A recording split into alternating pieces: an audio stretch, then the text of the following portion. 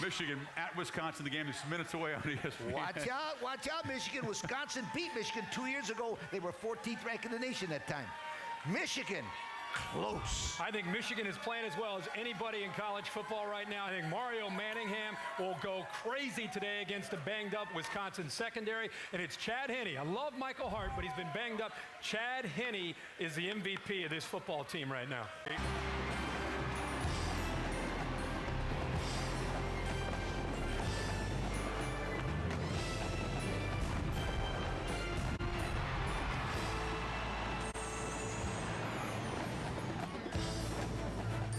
Welcome to ESPN College Football, presented by Cars.com. It's Senior Day in Madison, where the Wisconsin Badgers have won 13 in a row, and quarterback Tyler Donovan makes his final Camp Randall appearance against the red-hot Michigan Wolverines. Michigan has won 8 straight games and controls its own destiny for a Big Ten championship, but lost in its last appearance at Camp Randall Stadium in 2005. Hi, everybody. Alongside Andre Ware, I'm Dave Pasch. Aaron Andrews here, of course, as well. Well, Andre, it's Senior Day in Madison, but all eyes on Michigan seniors Mike Hart and Chad Henne, both expected to play today despite battling through injuries all year. Yeah, two guys that have provided some tremendous leadership throughout their careers at the University of Michigan. You talk about an 0-2 start that Michigan was off to this year. They go to the locker room, they lean on the senior guys, Hart and Henne. None more than last week against Michigan, though. Michigan State, I'm sorry, when they came from behind, led them to victory in the fourth quarter. Outstanding leadership provided by those two guys. And they are not the only stars hobbled today. And with the story on P.J. Hill, Wisconsin running back, here's Aaron. Well, Dave, P.J. Hill's been dealing with a bruised leg that kept him out of last week's game against Ohio State. Interesting enough, Hill told his teammates this week that he would play today against Michigan. But I did speak to Badgers head coach Brett Bielema before the game, and he said Hill hasn't practiced all week. They will only use him if they absolutely need him today. So that means true freshman Zach Brown will likely be the starter for Brett Bielema. He had a career high in carries and yards last week in the loss at Ohio State. Actually, decent weather for Madison this time of year. Could hit 50 by the end of the contest. We'll also see Lance Smith, too, at running back. His suspension will last one more game. He's suspended for road games because of an off-the-field incident, but he'll be available here at home today. Wisconsin winning the toss and electing to receive. And we're underway in the Badgers' final home game in 2007. David Gilreath, who owns the Wisconsin record for kickoff return yards in a season, looking to break one to the outside here. Nice return up to the 35-yard line.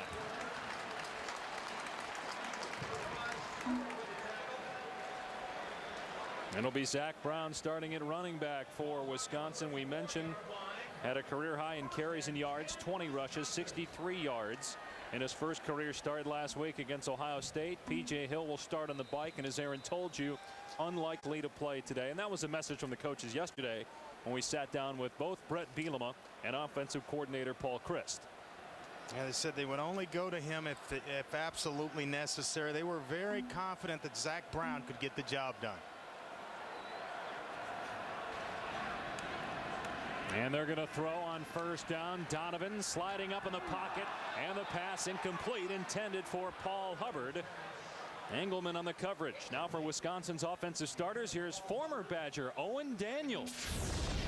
At QB, we got my man TD, Tyler Donovan, here for his last home game at Camp Randall. He can be with his arm or his quick little legs. At wide receiver, we got Paul Hubbard, Spider-Man. He adds the deep threat in the passing game. At tight end, we got Travis Beckham, the best Badger tight end since myself.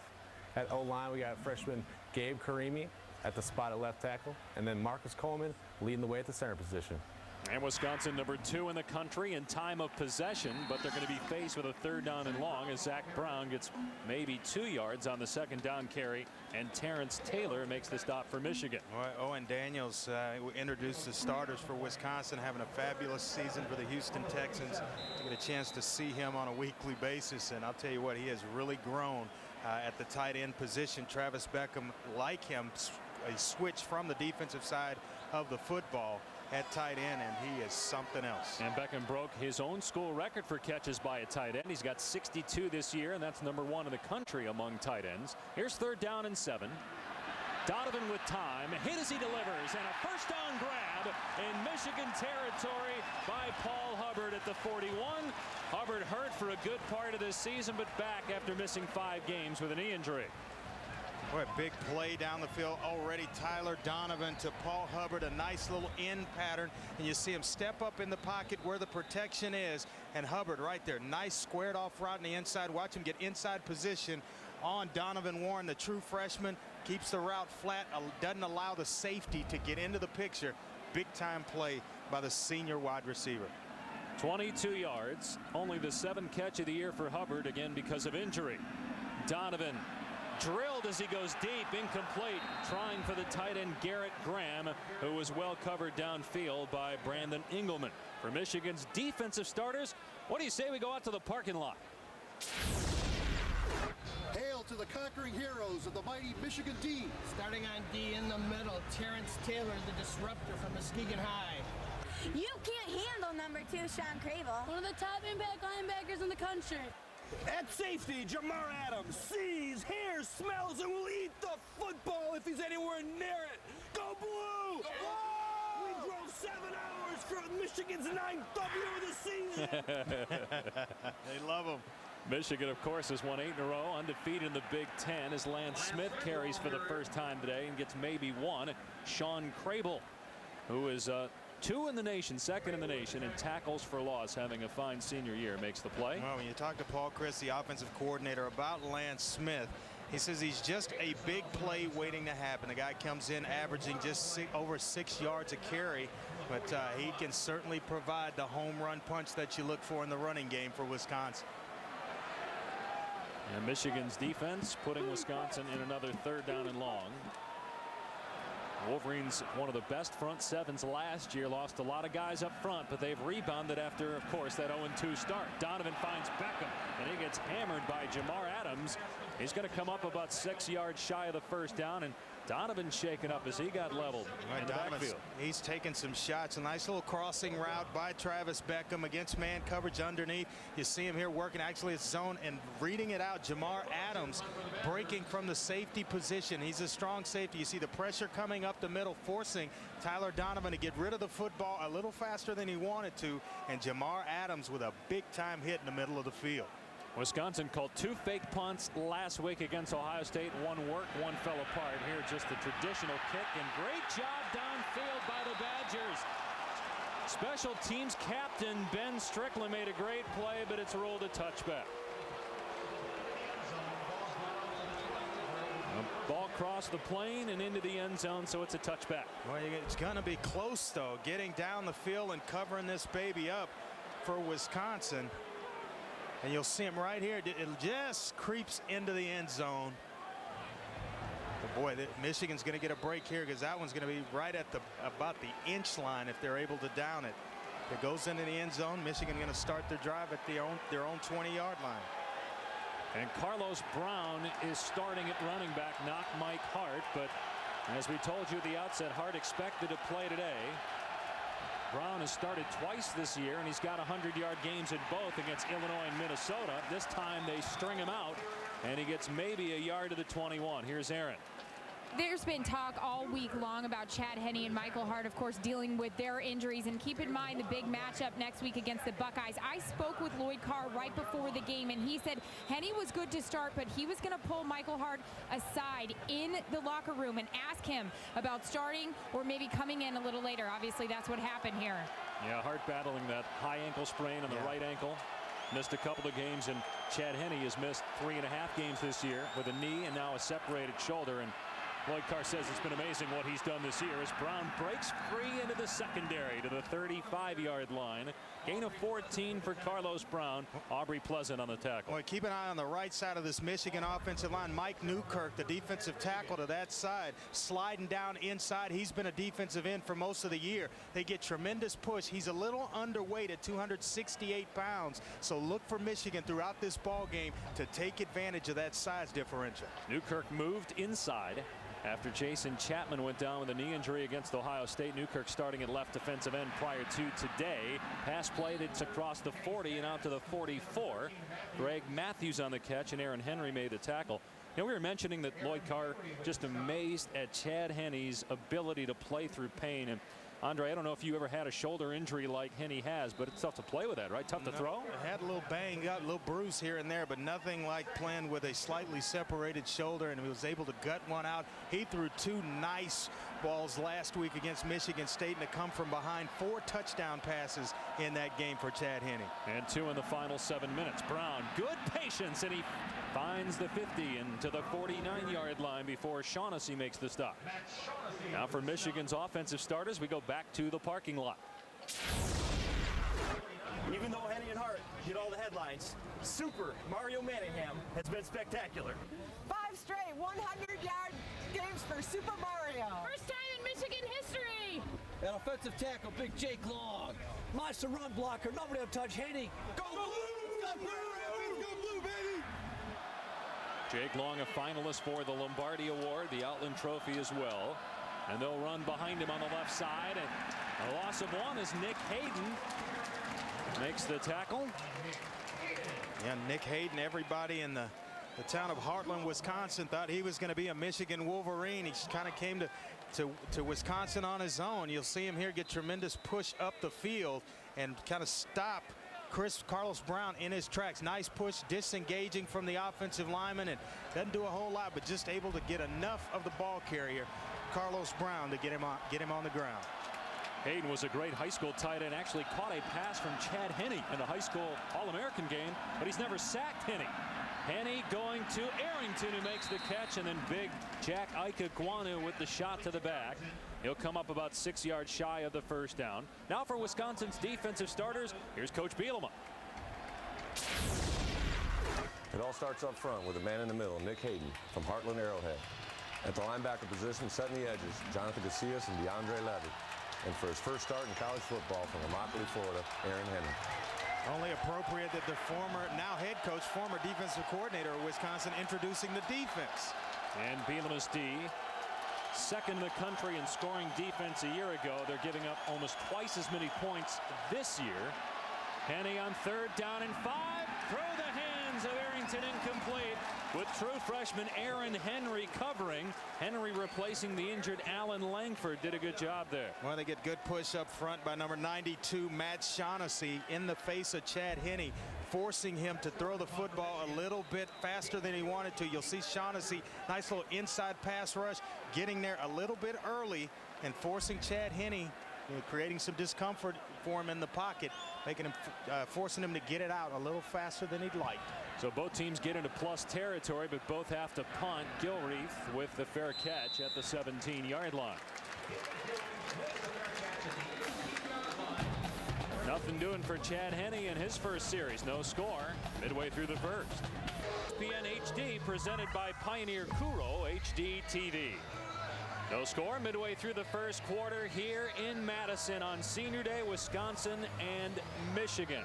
And time once again for hardware, software. Michigan's front 7, Andre Young, but very physical. Yeah, they're the hardware in this deal. B. Graham, Brandon Graham, as well as on the outside, Sean Crable. They can disrupt this Wisconsin revamped offensive line. It'll be up to them to keep them away from Tyler. It's extended like Beckham, Travis Beckham, the big tight end for Wisconsin. He can find the soft spots, and he's great against man coverage. 62 catches coming into today, a catch already. They run Lance Smith on first down. A penalty flag flies in late as Morgan Trent, junior corner, makes the tackle. Gain of 5, but again a penalty flag down.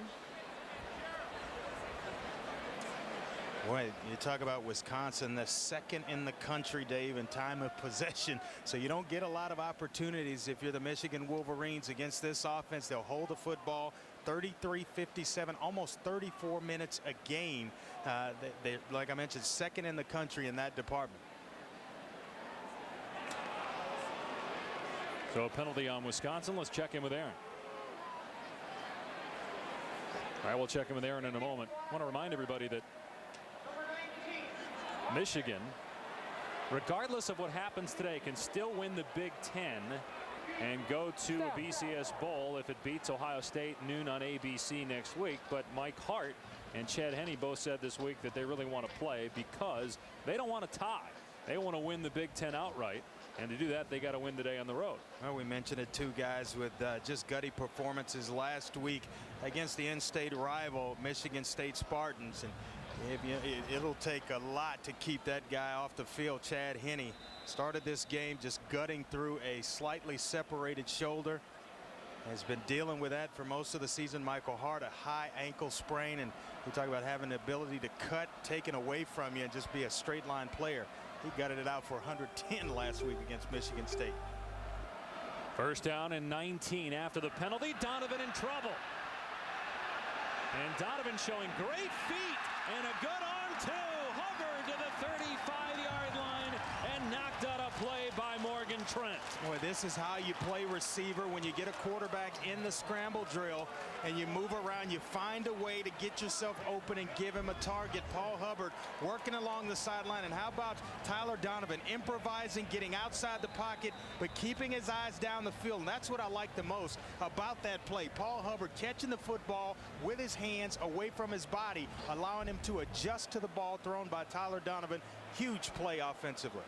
25-yard pickup. Second catch already today for Hubbard. Had a total of 6 the entire season coming in.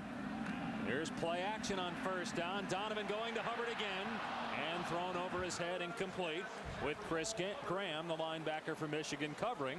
Now let's check in with EA down on the field. Aaron. Dave, just to follow up a little more on Chad Henne and that right shoulder. I spoke with him this week. He said it really is sliding back and forth, clicking in and out every time he throws the ball. I saw him when he came out of the series. He went over, the trainers were adjusting his pads under his uniform. He said this is something he just has to deal with. He doesn't notice it until he falls or gets hit during a play. And he says what he's learned from all this, he has to play each play like it's his last, because he said I could be in one play and then I'm out the rest of the year. And he's already got 15 passing yards today, so he is the all-time leading passer at Michigan now, passing John Navarre. Donovan on second down, over the head of Beckham, incomplete.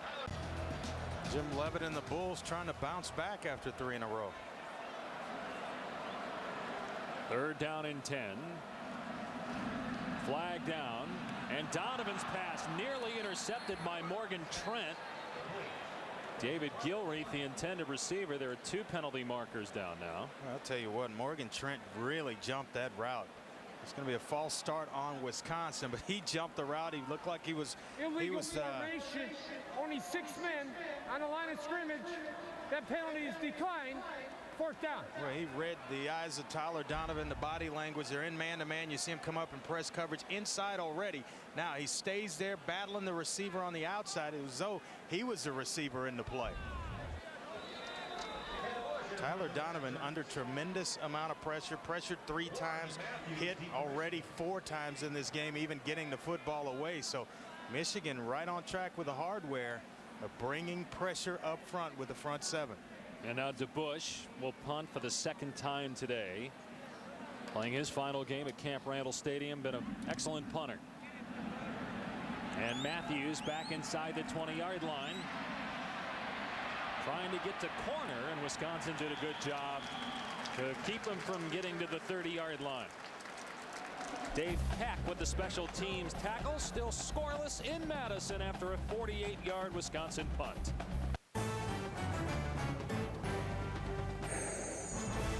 ESPN's College Football is presented by Cars.com. Find the right car for you. Cars.com. And in part by the new AT&T. Your world delivered. And KFC's new triple dip strips. No one makes it easier to dip on the go than KFC. You know, Andre, when you see that shot, we don't even need to tell you what state you're in. You know it's Wisconsin when you see that kind of cheese. Wisconsin produces more than 35% of all the cheese made in the United States. Amazing. You know right away, the cheeseheads, they're known. Back on the field, the quarterback is Chad Henne, who is now the all-time leading passer at Michigan, replacing John Navarre's #1 on that list, and he dumps it off here to his tight end Butler, and he has a first down across the 40 to the 42, tackled by Aaron Henry. Well, you talk about a tough competitor, Chad Henne, because you could shut it down. Senior year with a very bright future ahead of him in terms of the NFL, and you playing, toughing it through a shoulder separation where Aaron talked about it clicking basically every time he throws the football. But I'm just amazed at the accuracy in which he works with. Of course, Henny and Mike Hart want to go out on a high, considering they are 0-3 against Ohio State and 0-3 in bowl games. Here's Carlos Brown, who started for the injured Hart, and he powers through the pile to about the 45, got 4 on the play. And Hodge leading the way for Wisconsin. Well, last week, Chad Henne was simply marvelous in the second half. 4 touchdown passes. Mario Manningham with his second touchdown catch wins the game for Michigan. And Henne now within 6 touchdowns of Drew Brees for the Big Ten record for TD passes. Well, we've talked a lot about Henne and Hart, but we've failed to mention the big-time receiver on the outside, the junior Mario Manningham. Excellent receiver, just jumps off the film at you. Henne to the air, and this time he throws behind his receiver, and it's intercepted by Shane Carter. Well, this one might have had something to do with the shoulder right here, because this just isn't a Chad Henne thrown football. You look at it, nice pocket, nice area to throw in, nice quick 5-step drop, but this one's clearly thrown behind. And Shane Carter, the sophomore from Troy, Ohio, able to come up with an interception.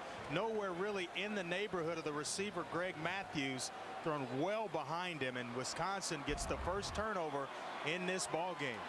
5th pick of the year for Carter, the younger brother of former Buckeye Chris Carter.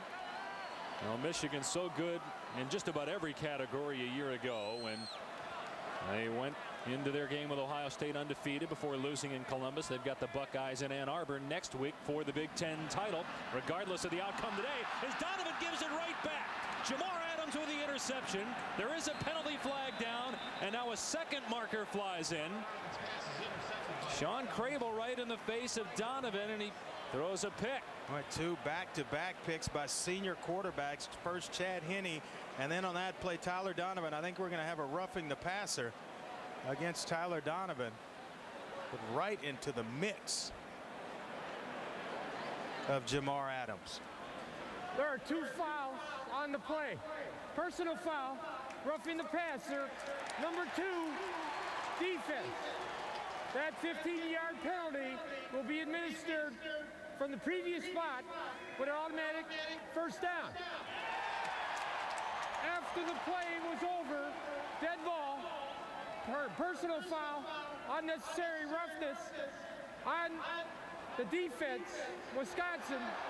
That 15-yard penalty will also be administered. It'll be Wisconsin's ball. First down. They did a good job explaining it there. In a nutshell, we're going to stay right where we are. March it back 15, march it up 15, and we'll stay exactly where we are. But you're going to see tremendous pressure from Sean Crable, a tremendous outside linebacker. Watch this. He's trying to go underneath to Lance Smith, but he gets right in the face of Tyler Donovan. He is a pass rush specialist. 22.5 tackles for a loss this year, 7.5 sacks to go along with it, but 8.5 last season. He is a beast off the edge. And then you saw the Andy Kemp hit, the late hit, as Adams was tackled. But Crable, you can't hit the quarterback in the helmet, and that's what he did. He took 2 hands to the face mask of Tyler Donovan. So first down at the Wisconsin 45. See how Donovan responds. Going to the sideline again for Hubbard. Hubbard has been active so far, and he does a great job of getting away from Morgan Trent to the 41-yard line, picked up about 14 and a first down. Hubbard had a big time catch last week of 50 yards against Ohio State. He's missed half the season with a knee injury, but is back. Yeah, he is a big time player. He stepped right in for Luke Swan, who was their possession type receiver, but Hubbard, who's had a couple of catches in this ball game, really asserting himself. You've mentioned it, battling back in the absence of Luke Swan. In the absence of Luke Swan, former Big Ten long jump champion.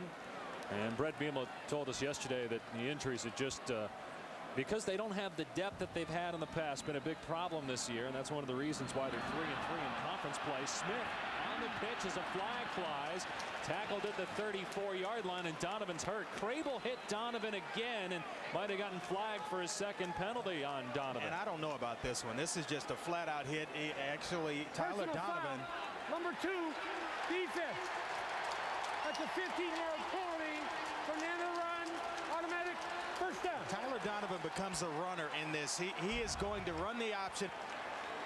Coming down the field right there. Oh, well, he goes right to the head. He kind of got him with the forearm right around the neck, Sean Crable. But you become a runner right away. Watch the forearm of Sean Crable going high to the helmet and the neck area of Tyler Donovan. If he goes a little bit lower, that's a clean hit, but you can't get that arm wrapped around the neck of the quarterback. The officials will throw that one every time. Lloyd Carr doesn't like it. His defense, a couple of personal fouls in this drive that allowed Wisconsin to really march the ball down the field here, Dave. And both on Sean Crable. Lloyd Carr has done a great job rallying this team after an 0-2 start. Can they pull off the road win here in Madison? Lloyd Carr 7-1 against Wisconsin lifetime. Lance Smith. Oh, great move to the outside. And then at the last moment, it gets tripped up by Donovan Warren. But Smith showing what he can do for 8 yards. Well, 7 bowl eligible team in Northwestern, Iowa, and Michigan State. With one more win each, you'd have 10 bowl eligible teams in the Big Ten. Here's Smith, and he gets to the 10-yard line, coming up a yard shy of the first down. Let's check down on the field with Aaron Andrews while we have a moment. Well, we saw a shot of Lloyd Carr getting very upset with the officials. I'm over here on Wisconsin side of things. Brett Bielema had a few things to say as well. And now Sean Crable, that's 2 personal fouls on him, and he was making sure the official knew that, saying that's 2 fouls. Get him out of there. A couple other things, guys, but I'm going to keep it clean, all right? But he said, not you. Language being used down there that we cannot share. Crable, both penalty. Helmet. 3rd down and 1 for Wisconsin. Play action. Donovan going to the end zone. Beckham is wide open. Touchdown, Wisconsin.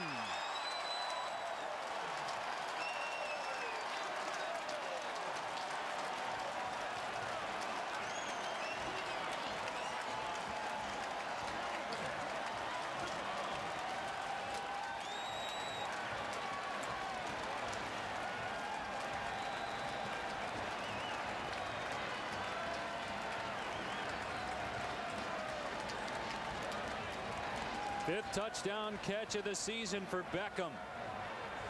And the extra point good at 7-0 Badgers.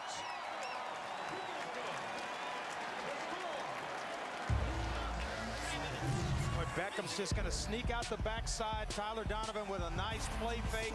Gets himself wide open, matched up against the linebacker, delivering the football right on time. Wisconsin up 7-0.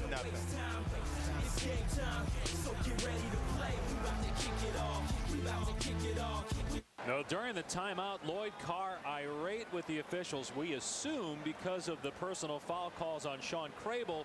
Lloyd Carr unable to have the luxury of the replay in front of him to see that clearly Crable did, as he's restrained there by assistant head coach and wide receiver coach Eric Campbell. Does not have the luxury to see that Crable definitely clotheslined him the second time, and then 2 hands to the face on the first penalty. Yeah, if you could just see the monitor and the replay, he wouldn't be quite as upset. But Donovan taking a beating in this game. 7 hits already for the quarterback from Wisconsin. Melhoff's kick taken on a hop by Harrison at the 20-yard line, and he gets drilled at the 32-yard line. Nice hit by Royston for Wisconsin. Hey, look at the scoring drive here for Wisconsin. 5 plays, 45 yards. They basically went 2 tight ends most of that drive to help with the edge pressure coming from Sean Crable and Brandon Graham. They're trying to blitz and mix things up, getting Jamar Adams, the strong safety, in the mix as well. So handling the edge pressure with 2 tight ends, Wisconsin able to go right down the field.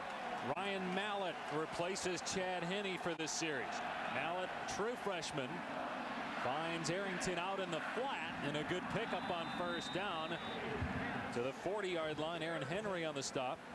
Now Ryan Mallett, you keep an eye on this. He struggles taking the snap from the center. Already lost 5 snaps in turnovers this season because in high school he basically never took a snap under the center. Everything was from the shotgun out of the spread type offense. He struggles getting the snap from under the center.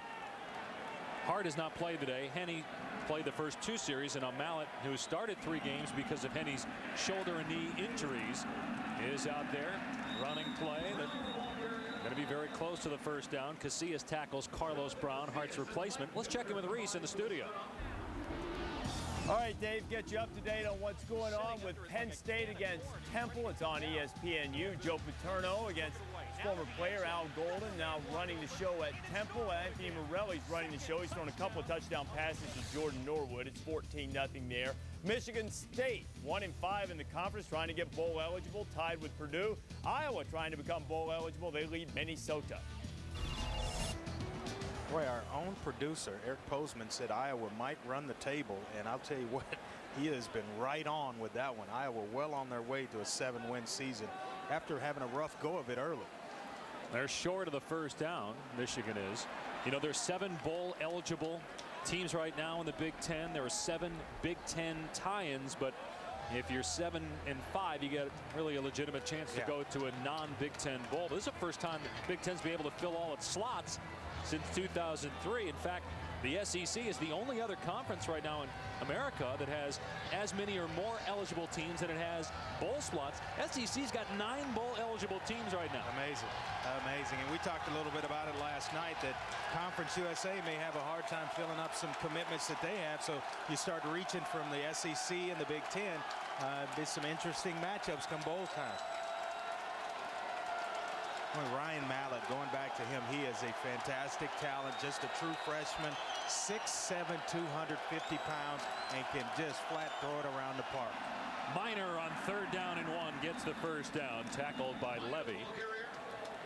Mallett in the game after Chad Henne threw an interception on Michigan's last drive, throwing well behind his intended receiver, picked off by Carter. Yeah, he tried to gut it out, but this is not a Chad Henne type thrown football there, well behind his intended receiver Greg Matthews, and Shane Carter, big time interception. Wisconsin went on to put 7 points on the board and capitalize off a turnover.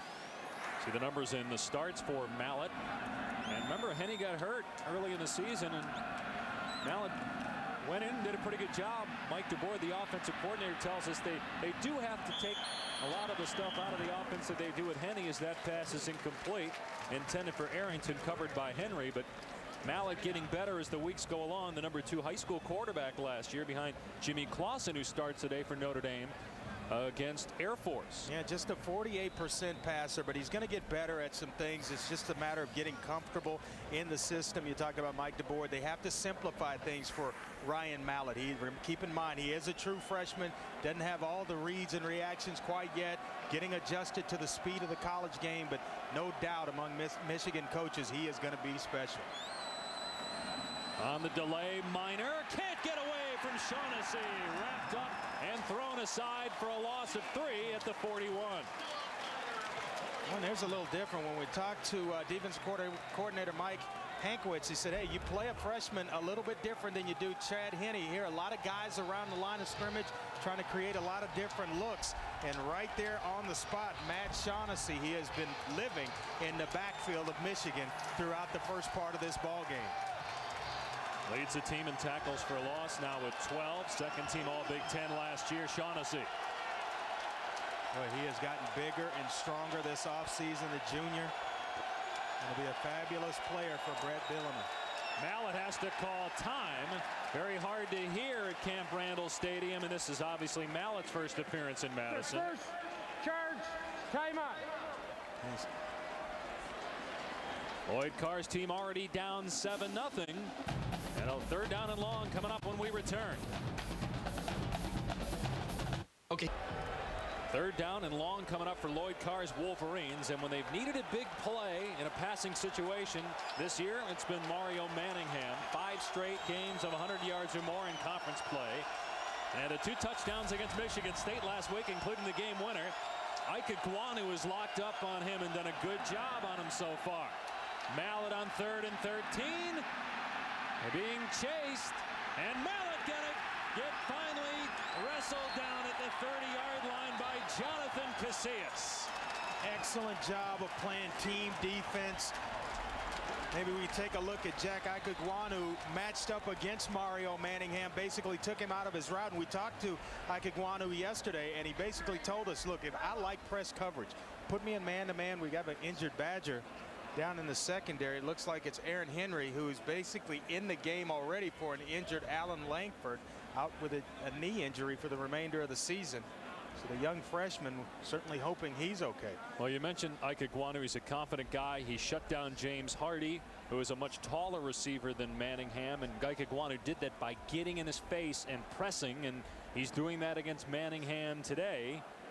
And Ike Iguanu, a junior, but might be a guy that the NFL scouts are high in once they get a look at him, and Aaron Henry still being attended to. Watch this matchup right here between Manningham and Jack Iguanu right here. You get a little press coverage on him, and you get your hands on him. Takes him right out of his route. Now Mallet scrambling.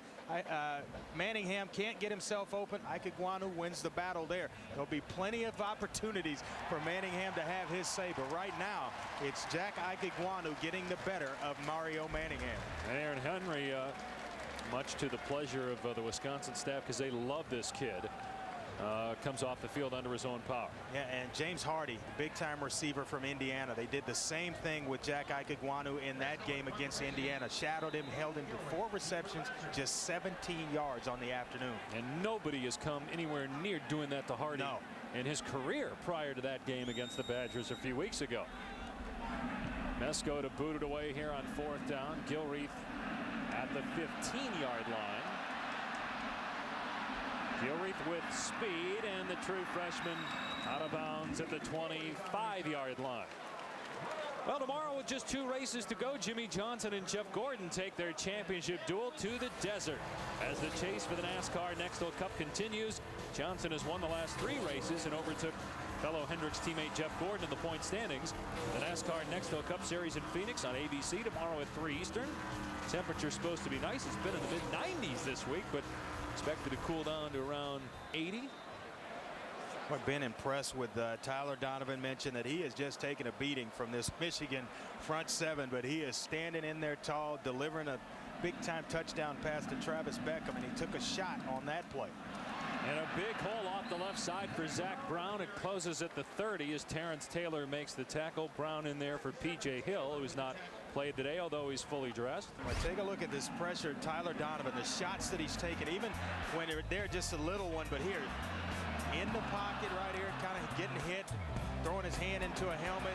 Sean Crable right here to the face mask. That drew a penalty. This one's going to get a penalty thrown as well. But some big-time hits by this Michigan defense trying to intimidate Tyler Donovan, but he's not having it. You can help yourself with a good running game, and boy, Lance Smith seems to be pretty dynamic at tailback. P.J. Hill did not play last week, as we have a stoppage of play because of a leg injury. Timeout, Wisconsin. That's their first charge. Timeout, 30 seconds. Timeout. A timeout with 38 seconds remaining here in the quarter. Let's go back to the studio and check in with Reese Davis. The biggest little game in America. Williams and Amherst underway. College game day guys were there. This is Williams, Patrick Lucy, and Lucy has a splaining to do. Nick Carroll with the diving catch and the eats on top of the Lord Jeff, 7-0. How fired up do you think those players are, knowing that game day was there? Oh yeah, the crowd, the fans get into that pretty good. It's a good football. Our own Andre Ware making an appearance on game day today. And there's P.J. Hill. He was on the bike earlier, and Hill told his teammates that he was going to play, but the coach has said, you know, he really wasn't in our plans lately, didn't practice at all this week. And watched him in warm-ups, Dave, just kind of limp around a little bit. Looked good early, but then as he, you know, kind of started to try to get that leg warmed up, started limping a little bit. Now, Zach Brown has gotten a bulk of the carries, but Smith has looked pretty good for Wisconsin. So is Brown. That's 2 good running plays in a row. As the first down, Engelman made the tackle, but after he picks up the first. Yeah, he was the least heralded of the Badgers' 2 incoming running backs, but the coaches have, you know, basically spoken highly of him since he arrived on campus at Wisconsin. He's good in pass protection last week, which is an area that you are really concerned with as a coach. You know you can run, you know you can catch the football out of the backfield, but can you protect the quarterback? And Zach Brown did that last week and played big. And Ron Dane is having his number retired today. You wonder if Smith Brown getting a little bit of motivation from Dane being here. And there's Ron, the 1999 Heisman Trophy winner. He had a big game last week against the Oakland Raiders. Just when you think Ronnie's done, he busts out and went for about 133, and last year, big game against Indianapolis where he went for 156. Donovan has a wide open Beckham who got behind Crable, and Beckham finally dropped at the 30 by Azay. Well, we just talked about Zach Brown and picking up the blitz to keep protection with on his quarterback, Tyler Donovan. Watch him protect here and keep everybody away from the quarterback. Watch right here, just kind of helping out, chipping on the edge, and that allows Tyler Donovan just enough time to get the football out to Travis Beckham. You roll one way, draw the aggressive defense that way, sneak the tight end on a corner route going the backside. The same exact play that Wisconsin scored on. Badgers getting it done through the air, and they lead Michigan 7-0 after one.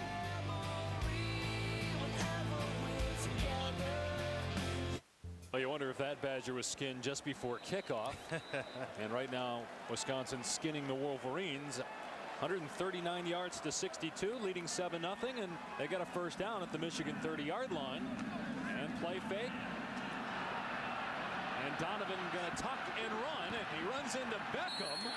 I think that Lance Smith, his running back, ran right into his back and picked up close to a first down. I have been totally impressed with the play of Tyler Donovan. He has taken some shots in the first half of this ball game, and sitting in there, Michigan clearly trying to intimidate the senior quarterback from Wisconsin. He's not having. He's delivering the football there. You see him get outside, working outside the pocket with his legs. You know, it's got to be surprising that Wisconsin's been able to throw the ball like this against Michigan. There have been times this year where Michigan's pass defense has struggled, but Wisconsin lost a lot of guys at the receiver position, and obviously no P.J. Hill to run the ball today. Yeah, and you thought they were going to have protection problems up front with Michigan's front seven. Right now, they're able to handle it. And here's the dangerous Lance Smith. And he gets pushed down by Engelman after a gain of 3 to the 16-yard line. Let's go back to the studio again. Here's Reese Davis. Dave, the number 6 team in the land, the Missouri Tigers, only one loss in the season at Oklahoma, taking on Texas A&M, and Tony Temple is loose. Usually it's all about Chase Daniel through the air, but Temple going in for Mizzou, and the Tigers are up 7-0 in the first. And Dennis Franchione certainly in trouble there at Texas A&M. What a year Missouri's had. And of course, Kansas playing Oklahoma State. The Jayhawks undefeated. That game on ABC tonight. Donovan dumping it off. Nice one-handed catch by the tight end Graham. He'll come up, though, a couple of yards shy of the first down as Chris Graham makes the stop. EA, what do you got for us down on the field? Another medical update, of course, when you're talking about these Michigan Wolverines. Chad Henne just came over here to the sidelines and basically just took off his pads. They put what it looked like to be a portable heating pad on him, putting more jackets on him. So as of the first half, I would bet he is done. As you can see, no jersey on him right now. Well, and obviously, Michigan sure wants to win this game, but next week, Ohio State at home. That's for the Big Ten title, regardless of the outcome here today. Even if Michigan loses by 100, they beat Ohio State next week. They're Big Ten champs, and they get the BCS automatic bid. Zach Brown trying to spin for the first down, will not get there. Tackled by Terrence Taylor. Well, you make a good point about next week for it being for all the marbles and maybe a tie for the Big Ten championship. But certainly mentally, if you get thumped in this one, trying to get ready for next week, and you know the public outcry and all that surrounds this Michigan program, having lost the first game to Appalachian State in the second week at home against Oregon. Once again, you start going through all that and mix it up in a pot. You give the favor, or Ohio State gets an advantage going into next week. 27-yard field goal attempt by Melhoff. And he's only missed twice all year. That's his 16th made field goal. And Wisconsin comes up with more points and leads Michigan 10-0. So Chad Henne apparently done for the day, and he'll be up to true freshman Ryan Mallett to keep Michigan undefeated in the Big Ten. Wolverines down 10-0. Mike Hart has not played yet today, but could see action. Sprained right ankle has been bothersome, and Carlos Brown, you just saw there, is ready for the kick return. He has started the game for Michigan, and Wisconsin's P.J. Hill has not played yet either. He's got a leg injury as that kick will sail into the end zone. Touchback. Michigan will start at the 20. Ohio State playing Illinois on ABC later today, and of course Ohio State Michigan noon Eastern ABC next week for the Big Ten championship, regardless of what Ohio State and Michigan do today. Well, how about the job that Ron Zook has done at Illinois this season? A bunch of young players. He's recruited well and finally starting to see the benefit on the field. Outstanding job at Illinois. Mark May picked the Illini to beat Ohio State. I don't know if you're in agreement. You know, I'm just really not that impressed with Ohio State, to be quite honest. Talked about it on game day. I feel like LSU is the best team in the country right now. They show up, they do it, they get it done each and every week, with the exception of having to go on the road to Kentucky. Mallett on the play fake, and a nice toss to Arrington for a first down to the 37. Aaron Henry on the coverage. Good to see him back into the game after going out earlier with an injury. Well, we mentioned that at 3:30 Eastern today on ABC, Ohio State and Illinois, as the Buckeyes look to stay unbeaten before their trip to Ann Arbor next week. Also today, Florida State, Virginia Tech, Texas Tech, Texas, Arizona State, UCLA. College football presented by Best Buy on ABC. We have to bring in a couple of extra lights for the scoreboard with Texas Tech. It's going to be a high-scoring affair right there. Play clock down to 2, and they get it off. Minor drilled right in the legs by the middle linebacker, Elijah Hodge. It'll bring up a third down, or second down and long, rather. Let's go back to the studio and check in with Reese. Dave, the team that controls its destiny in the SEC East, Tennessee against Arkansas on a 3rd and 10 play. Eric Ainge in the red zone. Austin Rogers will slip a Razorback tackle and go in. Arkansas answered with a field goal. Tennessee was moving it again. Alabama has a couple of field goals at Mississippi State. Bulldogs trying to become bowl eligible. Here it's 10-0, and Mallett has a wide open Arrington, but the pass overthrown. Arrington juked Aaron Henry on the sideline. It was about 20 yards past him.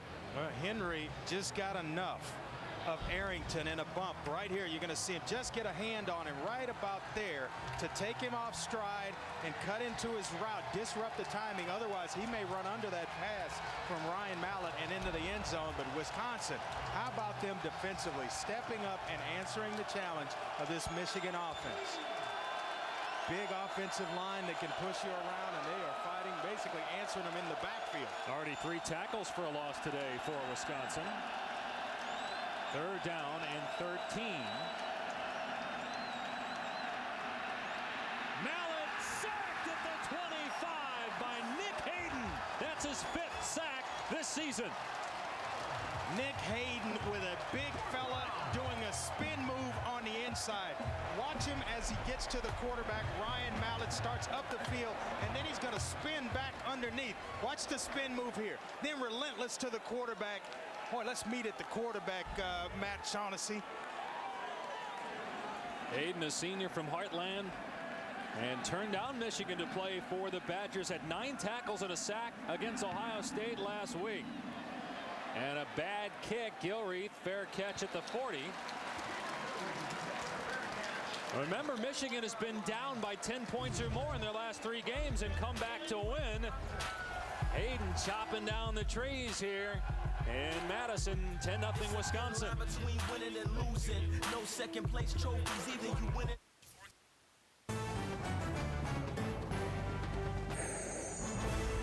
ESPN's college football, brought to you by Clean Exchange, the only electric shaver with a disposable head. Clean Exchange, new from Remington. And John Hancock, the future is yours. Welcome back to the capital city, Madison, Wisconsin. 10-0 Badgers on top of Michigan. Nick Hayden with the sack of Ryan Mallett. Here's Mario Manningham talking with Mallett after that last sack. A little exchange between receiver and quarterback. Hey, use your head, big fella. Manningham's got a lot of experience. Sometimes you have to lean on, even if you are the quarterback and you run the show, you got to lean on those guys that have all the experience. Lance Smith fighting for yardage. Gets to the 44-yard line for about 3. Terrence Taylor tripped him up. Check back with Reese in the studio now.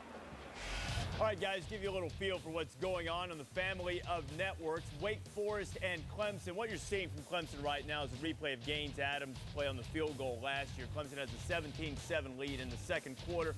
On ESPNU, Temple has dropped a touchdown pass on a fake field goal, turned it over in the red zone. Penn State still up by 14. All right, racing here. Wisconsin trying to avenge its only loss from last year as Graham has that pass broken up. Zay on the coverage. Dangerous throw by Donovan. You know, Wisconsin, though, has had success throwing the ball today, and that's without one of their top receivers, Luke Swan, who tore his hamstring earlier in the season. Here he is on senior day, getting rid of the crutches.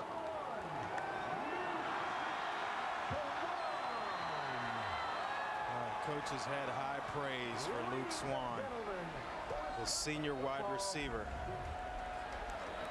We were actually doing that game that the injury occurred. They could use him here on 3rd down and 7. Donovan normally looks for Beckham, but he's going to take off, and he's got a lot of green in front of him.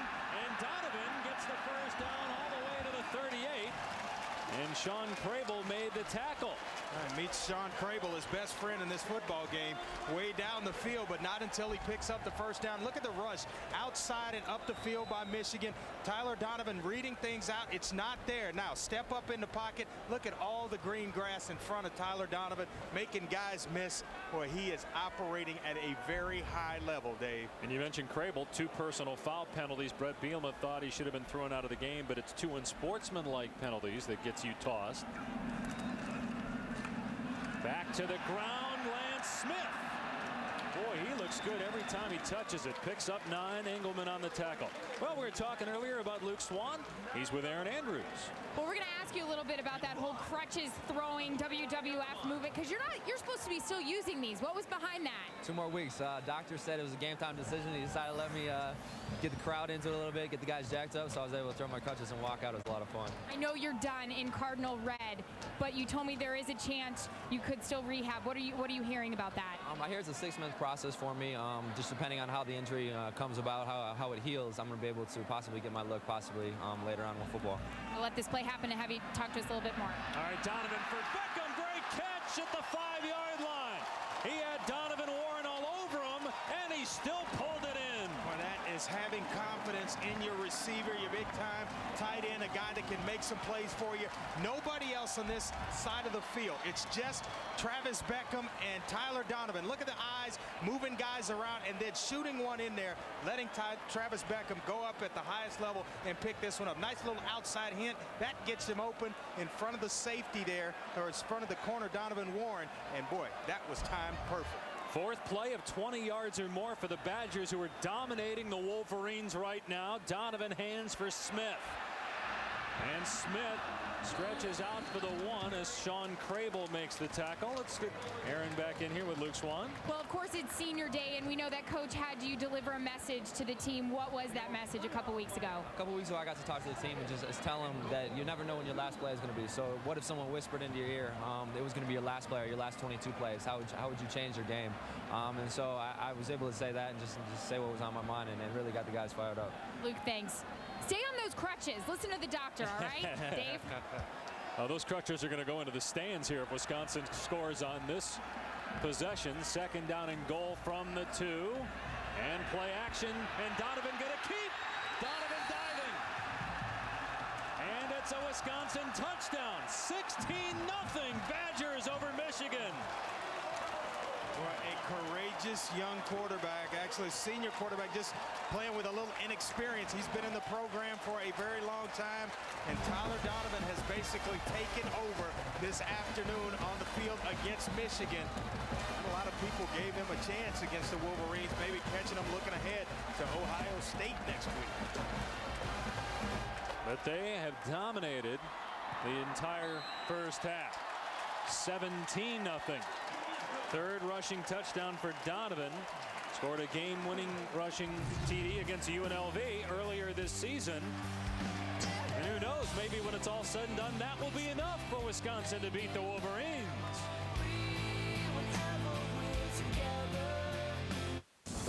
Michigan down 17 points on the road in Madison, riding an 8-game winning streak. The big game, of course, next Saturday. Winner of Ohio State, Michigan wins the Big Ten. But certainly the health of Chad Henne and the fact that Mario Manningham's not even been thrown to got a concern Lloyd call. We're talking about a guy that's 8th in the country in receiving yards. Dave hadn't touched the football today. course, Mike Hart banged up too, and Hart has not played yet. Lloyd Carr understands, obviously, that regardless of what happens today, next week is the big game. But certainly you want some momentum. And, you know, Wisconsin played Ohio State pretty well for about 3 quarters last week, led that game in the 3rd quarter. And if you get blown out on the road, even though next week means more than this week, not the way you want to go into that game. Most important game of the year. And as you said earlier, Andre, as that kick sails into the end zone, with all the negativity surrounding the program at the beginning of the year, you're going to start getting people back on that bandwagon if you get blown out at Wisconsin. Injured Michigan player is Campbell. You know, you make a good point. You talk about that, all the negative vibe that was surrounding the Michigan program after the first 2 weeks. Well, to their credit, and Lloyd Carr as well, they kind of went on a nice little 8-game, quiet 8-game winning streak coming into this afternoon. But boy, you certainly rekindle that stuff if you get it handed to you today. But again, Michigan's been down double digits in the last 3 games and has come back to win all 3 games. It looks like Mike Hart on the sideline lobbying to get in a ball game. Play fake. And Mallett throwing for Arrington, nearly intercepted. Jack Ikaguanu almost picked Mallett off that time. Oh, and he's not 100%. Little foot injury that's been reoccurring over the last couple of weeks, but he certainly doesn't show any signs of it as he drives on this football. He's going to put his foot in the ground and stop right now. You see him make the break, committed to it, and once you commit to it, you better get a hand on the football when you go inside the receiver, because if you miss, it's 6 points the other way. Running play to Carlos Brown, only a couple yards, tackled by Jeff Staley. So 3rd down and long coming up. At first, Reese Davis in the studio. Clemson is rolling it up against Wake Forest. Cullen Harper, who leads the ACC in touchdown passes, has a couple of them. Showed a couple of reverse actions and finds Aaron Kelly 10th touchdown catch of the year. That is a new Clemson record. 24-7, the Tigers are rolling, and A&M hanging around against Missouri at 7-2. All right, the 17-point game here midway through the 2nd quarter. 3rd down and 7 as Mallett is forced to go to the air, replacing Chad Henne on the 3rd series. Play clock down to 1. They did get it off. Mallett in trouble, and he finds Matthews, who hangs on to it for the 1st down to the 35 before Kim Royston makes the stop. Well, Wisconsin chooses to go man-to-man, and if you give a guy like Ryan Mallett enough time, he's going to find a receiver. He's able to locate Greg Matthews, who's right in the slot, going to cross from the right side of the screen. Mallett right now kind of panicking. That's what a freshman will do, but then he has the poise to regain himself, recompose, and then deliver a nice ball to Greg Matthews. Boy, big-time 1st down for Michigan just when they needed it.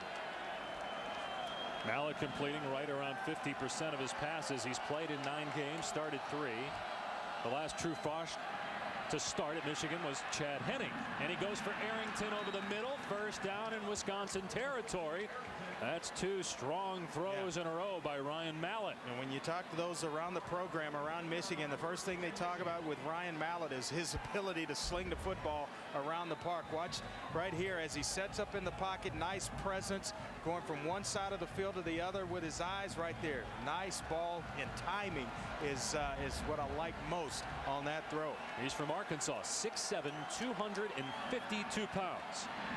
Handoff Brandon Minor to the 37-yard line. Jonathan Casillas, team leader in tackles for the Badgers, makes the stop, but it's a gain of 5 on 1st down. Well, just inside of 6 minutes, Wolverines almost getting in that area where they got to have a score on this drive going into halftime. So Ryan Mallett putting together a nice little drive offensively for the Wolverines. But Manningham still has not touched it in this contest. They've got to find a way. They use him on reverses, things of that sort. Get him the football. Minor, nice play by Mike Newkirk, shooting into the backfield to make the play.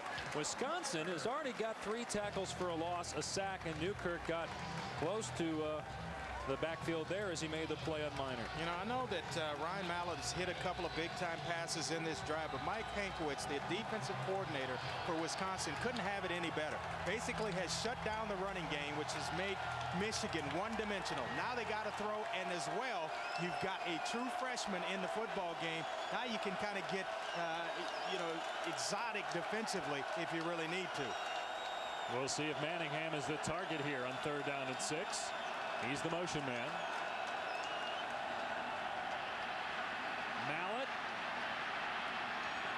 still behind the line, going for Matthews, and it's ruled a catch.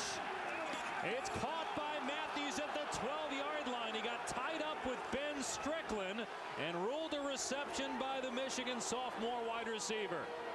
Well, I mean, it could have gone either way, and Brett Bielema doesn't like it, the former defensive coordinator. It was a simultaneous catch. By rule, the ball goes to the offense. First down. Tie goes to the offense. When they both come down with the football, it goes to the offensive player. Ben Strickland just got to wrestle a little bit harder. Excellent coverage right there. You've got to figure out a way to roll over as soon as you feel like you possess the football. Roll and snatch, but this is a close play here. Man, it looked like Strickland had the initial possession, but ruling on the field is a catch. And Manningham going inside the 5. First touch, and he's in. Touchdown, Michigan. He beat Ikeguanu, and Michigan's on the board. That's one, you know, that's why you got to get a guy like Mario Manningham the football, because he's so electric with it in his hands. That one, Ikeguanu couldn't do anything about it because it's a quick little hitch. You got to make a for sure tackle. He slips down, and Manningham makes you pay. Finally gets a touch, and he's into the end zone. 10th touchdown catch for Manningham. Leads the Big Ten in receiving yards, and that's big for Ryan Mallett. Had some good throws on that drive. Extra point by Lopata, good. Michigan back within 10 here in Madison.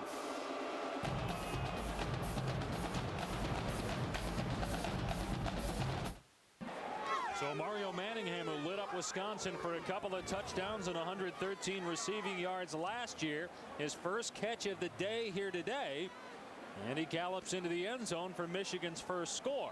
And Ryan Mallett with some solid throws on that drive, replacing Chad Henne on the 3rd series, including that tie-up between Matthews and Strickland on the simultaneous catch. It goes to Michigan. Boy, it was close. Like Strickland may have had the inside position on it. Mallett close to going over the line of scrimmage when he threw it. Pick taken at the 10-yard line. And up to the 30, into the 35 is Bill Rentmeester. Nice return by the Upman for the Badgers. Rentmeester. Our John Hancock game track.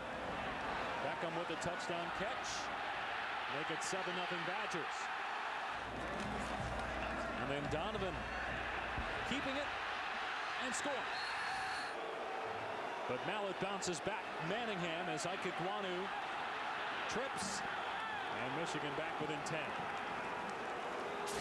Now the Badgers, you come right back. They've had some success with that 2 tight end offense, running the football, protecting.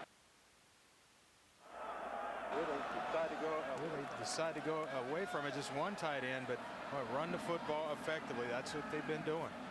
They'll hand it off to Zach Brown. Not much there. Maybe a yard. Terrence Taylor, the nose man, the only returning starter on a defensive line that lost the likes of Lamar Woodley and Alan Branch. Taylor, an excellent player. He's only about 5'11", but he's about 320. Yeah, you talk about a defensive line that allowed, 43 yards a game rushing on the average, 1.9 yards per carry. That is truly dominating. 43 sacks to go along with it. So far today, Wisconsin has run for 82 yards. Michigan now 6th in rushing defense in the Big Ten after leading the nation a year ago, as you mentioned. Donovan in the pocket and overthrows Beckham. Donovan Warren had good coverage, and it's 3rd down and 9. If Wisconsin can't pick it up, Michigan's going to get the ball back with a lot of confidence and momentum. Yeah, a little miscommunication between the tight end Travis Beckham and his quarterback Tyler Donovan. Donovan thought he was going to take the outside release. Beckham broke inside. The ball goes sailing over his head, and he was kind of wondering what's going on. You got to be on the same page in the passing game, especially when it's plays that are based on timing. Badgers 3 of 6 on 3rd down. Donovan in trouble, gets away from Graham and somehow spins away from 2 more Wolverines. He's still behind the line and he finds Beckham. Great catch inside the 40-yard line. Man, this is Houdini-like right here by Tyler Donovan. I mean, he's whirling around, working the pocket. Nothing there, just an athletic play is the only way you can describe it. The guy is gutsy. You see him here. Watch him work the pocket right here. Step up first. Now it's not there. Spin around, find a way to get out of it, and then keeping your eyes down the field. That is how you play quarterback. And watch Beckham in the scramble drill keep himself live for his quarterback and then come up with a nice big-time reception. Beckham, a former defensive player. He's been a tight end for just over 2 years and turned into a great one. First down inside the Michigan 40, and Brown darts forward to the 32 for about 5. Chris Graham made the tackle for the Wolverines.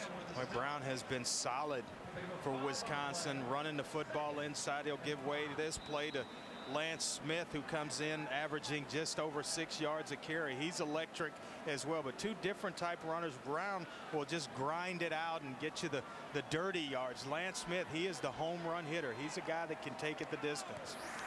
Smith suspended for road games this year because of charges of battery in the offseason. He is allowed to play in a bowl game, though, for Wisconsin. Here's Smith on 2nd down. Great cutback. Every time he touches it, he's done something. He picks up the first down to the 25. Zay on the tackle for Michigan. Reese Davis now in the studio to tell us what's at the half.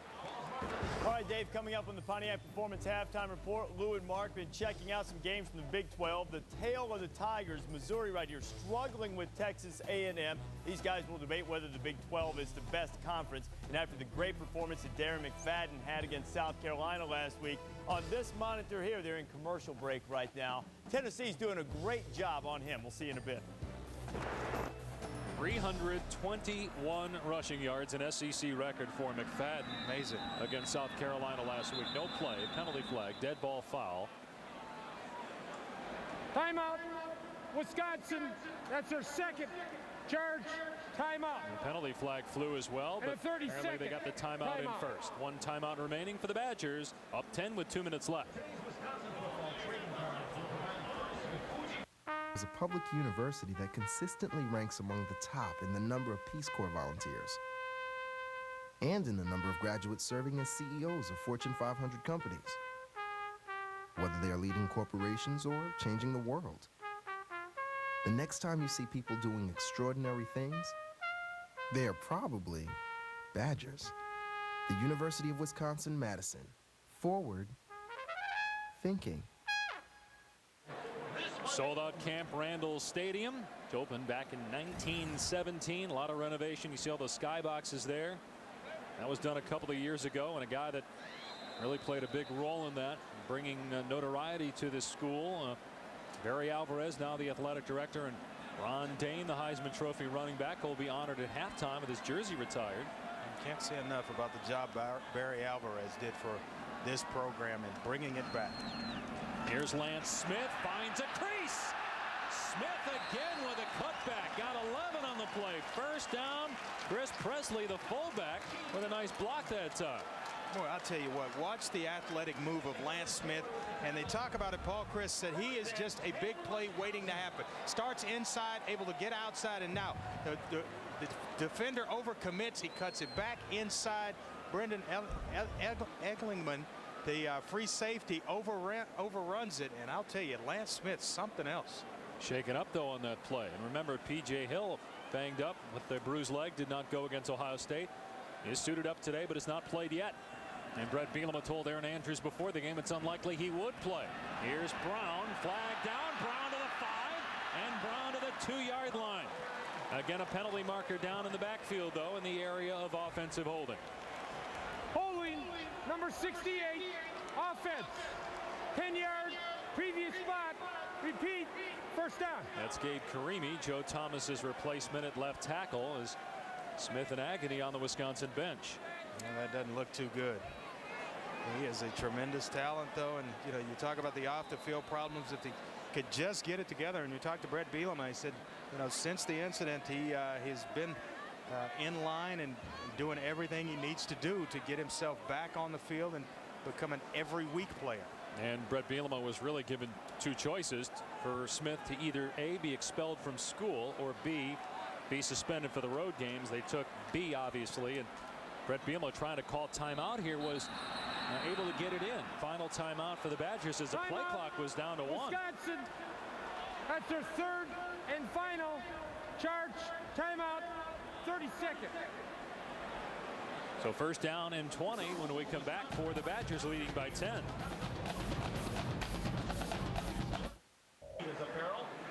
Two shelved running backs for the Badgers, P.J. Hill and Lance Smith right now.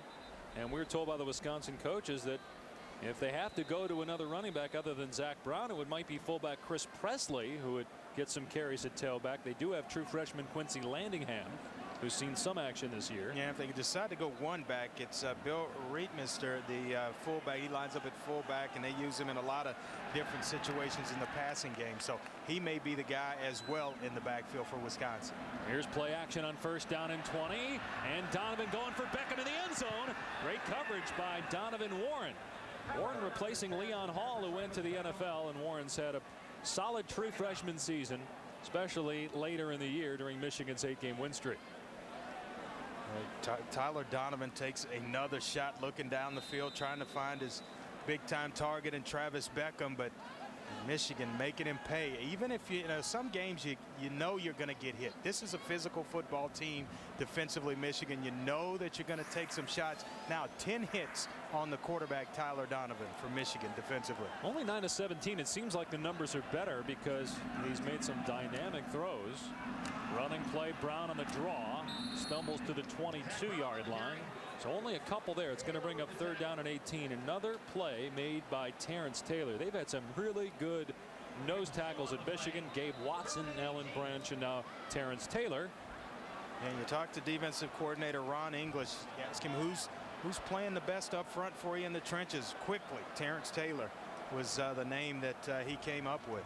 Play the nose. Here, play the 3 technique as well. Donovan here on third down and long, stepping up, going end zone, over the head of Paul Hubbard, incomplete. And with 20 seconds remaining, Wisconsin will have to attempt its second field goal. Well, there's no backup in Tyler Donovan. He is trying to play. He is playing aggressive, taking shots at the end zone, standing in there fighting, knowing you're going to take some shots. He is a tough customer. Not a big quarterback, 6'1", 185, but he's delivering today. Melhoff with a 40-yard attempt. He's about money from here. As long this year is 51. He's 16 of 18 on the season, including a 27-yard made field goal earlier. Now Michigan going to call a timeout here. That's their second charge timeout, 30 seconds. Normally you don't need to ice a kicker in November in Madison, but temperatures above freezing right now, so I guess a wise decision there. I'm kidding. Driving over this morning, I had to de-ice my windshield. Yeah, it was kind of iced over there. Well, Michigan this year, everybody knows what happened first 2 weeks of the season. Throttled by Oregon after the loss to Appalachian State, but then Ryan Mallett and the Michigan Wolverines beating Penn State, and then great job by Henne playing through injury to win at Illinois, and then Henne again last week with 2 touchdowns in the final 7 minutes. And Michigan wins at Michigan State. Lloyd Carr's team has had to come back in double figures each of the last 3, and they're in that position again this week. And then next week, regardless of what happens today, will be for the Big Ten title and a BCS berth. Ohio State playing Illinois on ABC later today. Next week's game, noon Eastern. And now Melhoff from 40 yards. And it is true. 2 for 2 for Melhoff. It's 20-7 Wisconsin. Got to be feeling pretty good if you're Brett Bielema about your football team and the way they performed here in the first half. Chewed up a lot of clock, only leaving Michigan 15 seconds to go into halftime and think about it, talk about it. I like the job that he's done with this football team. We mentioned all the injuries on both sides of the football in both lines defensively on the offensive side and defensive side.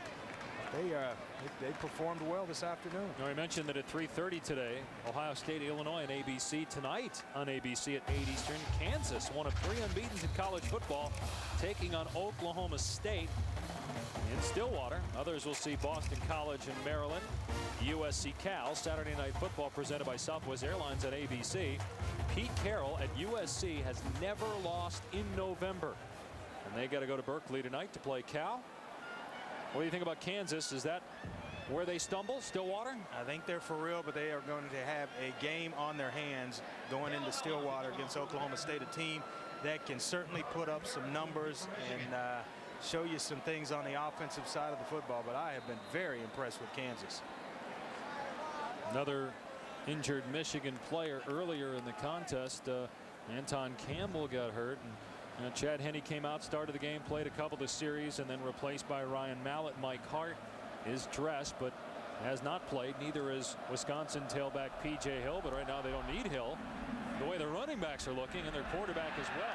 Into the end zone for a touchback. Michigan will start at the 20. Now, even if the Wolverines don't win this game and somehow beat Ohio State, obviously they're going, but still possibility if you finish in the top 14 the BCS standings and have 9 wins, you could go to a BCS Bowls and at large team if you don't win your conference. West Virginia just getting past Louisville in a great game on Thursday night, keeping their hopes perhaps of playing for a national title alive. Boy, it's just a logjam of good football teams at the top of that list. Ohio State, LSU, the best in my opinion. Oregon, followed by Oregon, and then Ohio State. That's how I have them ranked. LSU, Oregon, and then Ohio State follows behind us. There's Ron Dane. Got to be pleased with what he's seen out of the Badgers so far. The all-time leading rusher in college football in the football Bowl subdivision with over 7,000 yards. Will have his number retired at the half. Meanwhile, Aaron Andrews standing by. Well, Coach, we saw Chad Henne's pads off. What's the situation for him in the second half? Well, we got to see how he is at the half. He had a little bit of problems throwing the football there in the first half. Okay, well, also Mario Manningham, only 1 catch for him in the first half. How do you get him more involved in the second? Well, that's the deal. Try to figure that out. All right, thank you. Thank you. All right, so Coach Carr wondering when he was talking earlier with Ryan Mallett, how come I'm not getting the ball? Reese Davis, Lou Holtz, Mark May now for the Pontiac Performance halftime report. Fellas. All Wisconsin in the first half of our game. Tyler Donovan, Travis Beckham, touchdown Badgers. 20-7, second half coming up. Welcome back to ESPN College Football presented by Cars.com. Wisconsin outplaying Michigan in the first half, leading the Wolverines by 13 points. It doesn't take a lot to get this crowd fired up. And then the NCAA's all-time leading rusher in the football bowl subdivision. His number retired. There's his coach and now the athletic director at Wisconsin, Barry Alvarez. And also it's senior day and quarterback Tyler Donovan playing inspired. Andre Donovan has more yards by himself passing and running than Michigan has as a team in the first half. I tell you what, he decided he wasn't going to be intimidated in this football game, which is what Michigan tried to do to him defensively, and he's just made play after play, whether it's been in the passing game or with his legs. I mean, he is just relentless in his pursuit of wanting to win this game. You see the shots on the outside by Sean Crable here on the option right around the neck, and he pops up, throws a nice touchdown pass back across the field to Travis Beckham, the back of the end zone right here, making a play with his legs, getting himself into the end zone. And this is the play here that's just unbelievable. Scrambling around, moving in the pocket, eyes down the field, and hooking up with his big-time target, Travis Beckham, for a first down conversion. He has played outstanding in the first half of this game. Threw for 163 yards, ran for 31 more, a touchdown pass, a touchdown run for Donovan. Michigan will get the ball to start the Carlos Brown. It'll be Carlos Brown who has started the game at tailback for Mike Hart on the kick return and won't get to the 20. Dragged down at the 18-yard line by Schofield. Here's Aaron Andrews with an injury update. Hey, it's kind of been the theme of the day, but now it's on Wisconsin's side of things. Just talked to Brett Bielema, Badgers head coach. Lance Smith, their running back, he is done for the day with a shoulder injury. So what that means is Zach Brown will be their #1 option. running back, and here we go, guys. P.J. Hill making an appearance. He will be the number 2 guy. Remember, he did not start or play last week because of a bruised leg. And did not practice at all this week. And Bill Rentmeester would be the number 3 running back, and he's a fullback. Here's Mallett to the air on first down. They're going to get the ball more to Manningham in this half, and they try to go deep here to him. But Ike Guanu had great coverage. Ike Guanu can run with anybody. When I asked him yesterday, how fast are you? He says, well, I got the proof on the wall over there. And he pointed and he says, around that corner, it says 4.28. He has been timed by the Wisconsin coaches that fast. 6'1", 193 pounds, and running 4.28. That spells NFL on Sunday. On the Capital One Bowl last year, Darren McFadden was racing down the sideline for a touchdown, and Ike Guanu caught him from behind. He was way behind him, and he caught up to him. Ike Guanu, if he doesn't play pro football, might go to law school. Loves court TV. Here's Carlos Brown, who is getting the carry here on second down, tackled by Shane Carter. Now, Michigan's got to find a way to slow down Wisconsin's offense. They're on pace to give up 550 yards to the Badgers today. Well, look at that. We didn't expect that right there. 271 yards by the Badger offense. Nice balance, nice mix of run and pass right there. Keeping the Michigan defense off balance. Try to be aggressive, but when you're having that kind of success offensively, then all of a sudden you find yourself on your heels if you're the Michigan defense.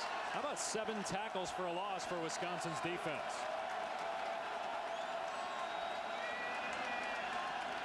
Play clock down to 2. Here comes a blitz, and Mallett has to throw it away. Ben Strickland came with pressure, and Mallett overthrew Manningham. It's 4th down. All right, Ben Strickland, remember him from earlier. The tie went to the runner. The receiver got it. He almost came up with an interception, but he's going to come off the corner right here. Nice little blitz from the secondary in the nickel package. Nice heat on Ryan Mallett and forces him to throw it high and outside. Wisconsin going to get the football day with some pretty good field position. And Mesko, the last time he was in this situation, punted in only about 30 yards. The Badgers got the ball at the 40. It's another bad kick. It takes a Michigan hop, and then a dangerous play. It's a muff. It's picked up by Michigan, but you can't return a muff.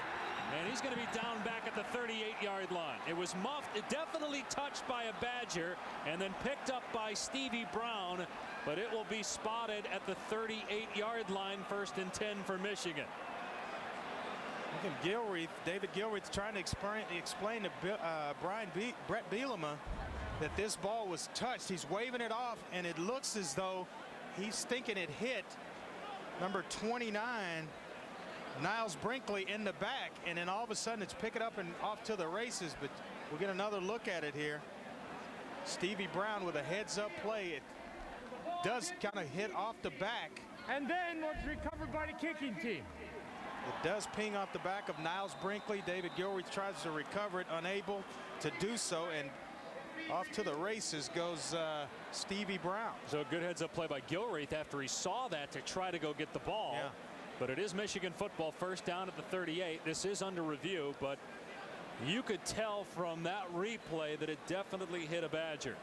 Yeah, you're trying to give the signal to get away from it right there, David Gilreath, and it hits Niles Brinkley in the back. Gilreath trying to go and recover the ball. He actually takes a swat at it and misses. And then Johnny on the spot, Stevie Brown, picks it up and starts to race forward, but they're going to get the ball at the 38-yard line. Confirms. Play stands as called. Michigan ball, 1st and 10. A good job by the replay crew being quick there. You can review any kind of a touch by any player on any kick, so that is reviewable, and it definitely hit Brinkley. So 1st down Michigan, cannot advance a muff. What a break from Michigan, having to punt the football. Now you get excellent field position to start the drive. Young quarterback, and you need points to get yourself back in this game. Michigan set up nicely right here at the 38-yard line of Wisconsin. And Carlos Brown stays in the game at running back. Mallett checking. You got one-on-one coverage on the outside here. That's Manningham on Ike Guanu, but they run the ball to Brown, and he falls forward to the 35. He picked up 3, and DeAndre Levy makes the tackle. Aaron Andrews, what do you got for us? Dave, no official word from Michigan on Chad Henne or Mike Hart's status. I've been watching Chad Henne kind of quizzing the equipment guys if he's got his pads on, because remember in the first half he took it off. Just got that big jacket. Now for the first time we see Mike Hart with his helmet on. He's been working Lloyd Carr all day on the sidelines. Interesting enough, both these players told me this week they wanted to get in to get momentum going for the Buckeyes next Saturday. Yep, Ohio State, Michigan, noon Eastern ABC next week for the Big Ten title. Winner of that game, regardless of what happens today, will represent the Big Ten and the BCS. As Ike Ekwonu had great coverage on Manningham and almost picked it off. Boy, this is unbelievable. Ike Ekwonu, a lot of confidence in him by the coaching staff. Mike Hankwitz, the defensive coordinator. You're going to see safeties inside, so outside release, and you stay to the sideline. There's no help there, really. And he's on an island out there by himself. Nice play, nice defensive play here. You maybe get some safety help over the top, but Ike Ekwonu right in the grill of Mario Manningham. And he's been there all afternoon.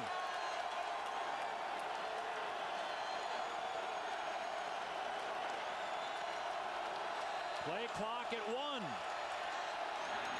And they did not get it off. Delay on Michigan, and then Levy with a shove to Mallet afterwards. But no additional penalty flag. That's one where you're just trying to get in the head of the quarterback right there. Game, offense, 5-yard penalty, remains 3rd down. And Newkirk and Strickland talking to Ryan Mallett a little bit, trying to get in his head, you know, get the freshman frustrated. Yeah, and there's no question he's not played in an environment like this. No, this is different. This is a different animal right here. And then you've got an inspired Wisconsin defense that's in your face each and every snap. Even if you're able to get the football off, there's tremendous pressure on Ryan Mallett.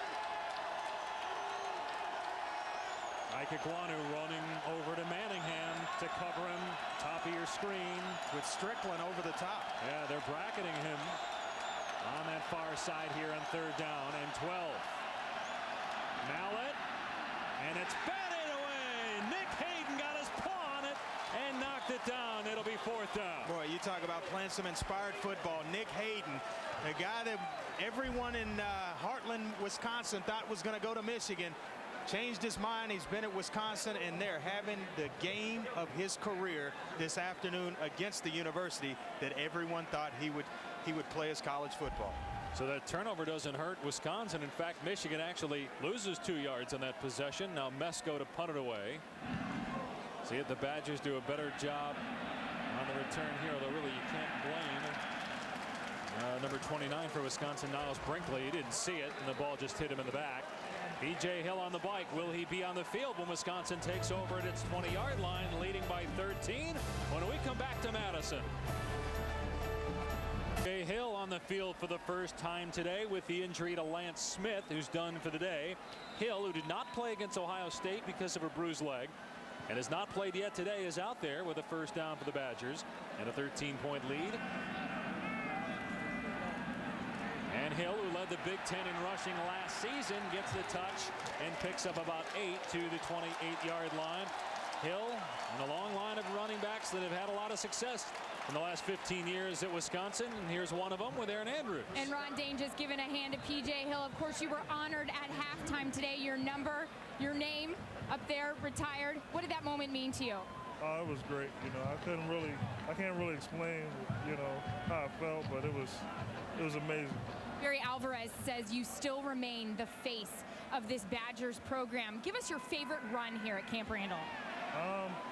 Probably on one of the highlights I saw when I was falling in the end zone and a guy tried to tackle me and I ran him over. So, what game was this? I think it was Purdue when I was here. So that was probably my best run I felt in the stadium. We just saw you obviously cheering on P.J. Hill. He's been struggling with a leg injury. What kind of advice have you given him throughout his career here? Well, I really just met him earlier, you know, in this year. So, you know, I got to talk to him, and we still talk. We talk all the time. So I told him, don't, you know, y'all doing good now, so don't go out and try to hurt yourself to, you know, play. Kind of, I guess, show me that you can play, you know. But, you know, he kind of smiled and said, I'm ready to go. I said, all right. But just go. Yeah. 2 Heisman Trophy winners here today. Of course, I told Ron. I knew one of them, Ron Dane. I forgot who the other one was. Sorry, Dre. Last night in the meeting. Tell my fraternity brother, get off those legs and get ready to go for New Orleans in about a week or so. I will. Andre Ware said, get off those legs and get ready for the Saints. Oh, you know it. You know it. You want some good Andre Ware stories. Come on. I don't know. He doesn't have many. I can't really tell him my, you know, fellow brother, you know, so. I can tell on him. Thank you, Ron. We appreciate it. Congratulations. No problem. Thanks for having me. Had over 100 yards for the Texans in their win at the Raiders last week. Donovan in trouble, spinning away from one man, and now Crable chasing him, but he outruns Crable. Crable's got incredible speed, and Donovan turned on his jets and picked up about 8 yards. Well, Crable came into this game with 22.5 tackles for a loss, and there he's trailing Tyler Donovan. Donovan's actually pulling away a little bit. You talk about how fast Sean Crable is. I need to know what the speed on Tyler Donovan is. Can't catch him right here. Nice little head start, though. We'll give Crable that. Yeah. But last week, Crable ran down Javon Ringer on a 70-plus yard run when Crable was totally out of the play and a little winded after that. A little spent. Tyler's got to go right back into play and go back in the game and execute. Crable gets a chance to go get his win back. Crable, a Butkus Award semifinalist, number 2 in the country in tackles for a loss. So they go to Rentmeester. We said we might see him, and they give it to him here on 3rd down and 1. And the fullback, now playing tailback on that play anyway, gets the first down. This is a pretty impressive list right here when you talk about career rushing leaders. Ron Dane sitting atop at 7,100 yards. Archie Griffin, Anthony Thompson, Low White, Michigan State. And of course, Mike Hart, who has had a tremendous career. And one thing that we just could not believe coming into today, even though Hart has not carried it yet, almost 1,000 carries since his only lost fumble of his career. Amazing. He will play in the NFL, even though he doesn't have maybe the size and the speed that everybody wants, but he's tough. Donovan's pass caught near the marker. There is a penalty marker down. Garrett Graham with a first down grab in Michigan territory at the 48 before Donovan Warren makes the tackle, but it's coming back. Yeah, this is going to be holding. Number 68, offense. 10-yard penalty. Repeat. First down. That's the second one on Karimi today. Yeah, he's the most athletic offensive lineman on the line for Wisconsin. He's played extremely well for a freshman. Has a chance to be an excellent football player. Parade All-American out of high school. Taking over for Joe Thomas, the 3rd overall pick of the Cleveland Browns last year. It's a young offensive line, and Brett Bielema told us they've had to do some reshuffling with Andy Kemp missing games with a hand injury. Kemp started today at right guard. You got Craig Urbick playing right tackle. Vanden Heuvel is banged up. John Moffitt in at left guard. He's been a backup but has had to play some because of the injury to Kemp this year. And that's part of the reason why Donovan's taken so many hits. The other part is just Michigan's got speed when they get into the backfield. Here's an end around. First touch for true freshman Kyle Jefferson today. And he shows off his speed. Gets back to the original line of scrimmage to the 41, pushed out by Chris Graham after a 10-yard gain. Yeah, and Kyle Jefferson is the fastest of the 3 wide receivers. They line up in the bunch formation, but then they bring guys back around, leading the way. Garrett Graham, the big tight end, and then it's all speed right here. Watching Kyle Jefferson turn the corner. Well, he has played for Ted Ginn Sr. at Glenville High School in Cleveland, Ohio. P.J. Hill testing out that bruised left leg. He was out there for a couple of carries. And obviously in pain, did not play last week. And with Jefferson on the end around and Rentmeester and short yardage, maybe they don't need P.J. Hill. Donovan to Hubbard, and Hubbard gets away from Warren to the 40-yard line in Michigan territory. Crable and Engelman made the tackle downfield. What I like about this is they go back to the exact same formation they ran the end around with. You see the bunch formation, but they got an isolation here with one-on-one coverage on the outside to Paul Hubbard. Tyler Donovan, look at the eyes. Go take them right and come back to the one-on-one on the other side. Hubbard, nice catch and a run after the catch. Excellent play call by Paul Chryst, the offensive coordinator. And Chryst is a good one. Played at Wisconsin, grew up in Madison. Has a brother Jeep in the NFL with the Panthers as an assistant. Another brother Rick is the commissioner of the Mid-American Conference. And Donovan showing off his feet, gets a block, and Donovan picks up 7 to the 33-yard line. Let's go to the studio, check in with Reese Davis. Dave, every week we honor the AT&T ESPN All-America Player of the Week, and we need your help. Here's what you do. Text the word VOTE to 87654 on your AT&T wireless phone. You access the nominees and cast your vote, and we'll announce the winner on our coverage of Thursday Night Football. And when you vote, you also can enter for a chance to win a trip to the national championship game in New Orleans. Well, Reese, we got a couple of votes here for Tyler Donovan. He's outrushed Michigan by himself, and he's also thrown for close to 200 yards today. On second down, they try the end around again, and it's to Beckham this time, and doesn't get much. Wrapped up by Sean Crable, and Probably lucky they didn't have a fumble there, as there was a collision between Donovan and Beckham as they tried to make the exchange.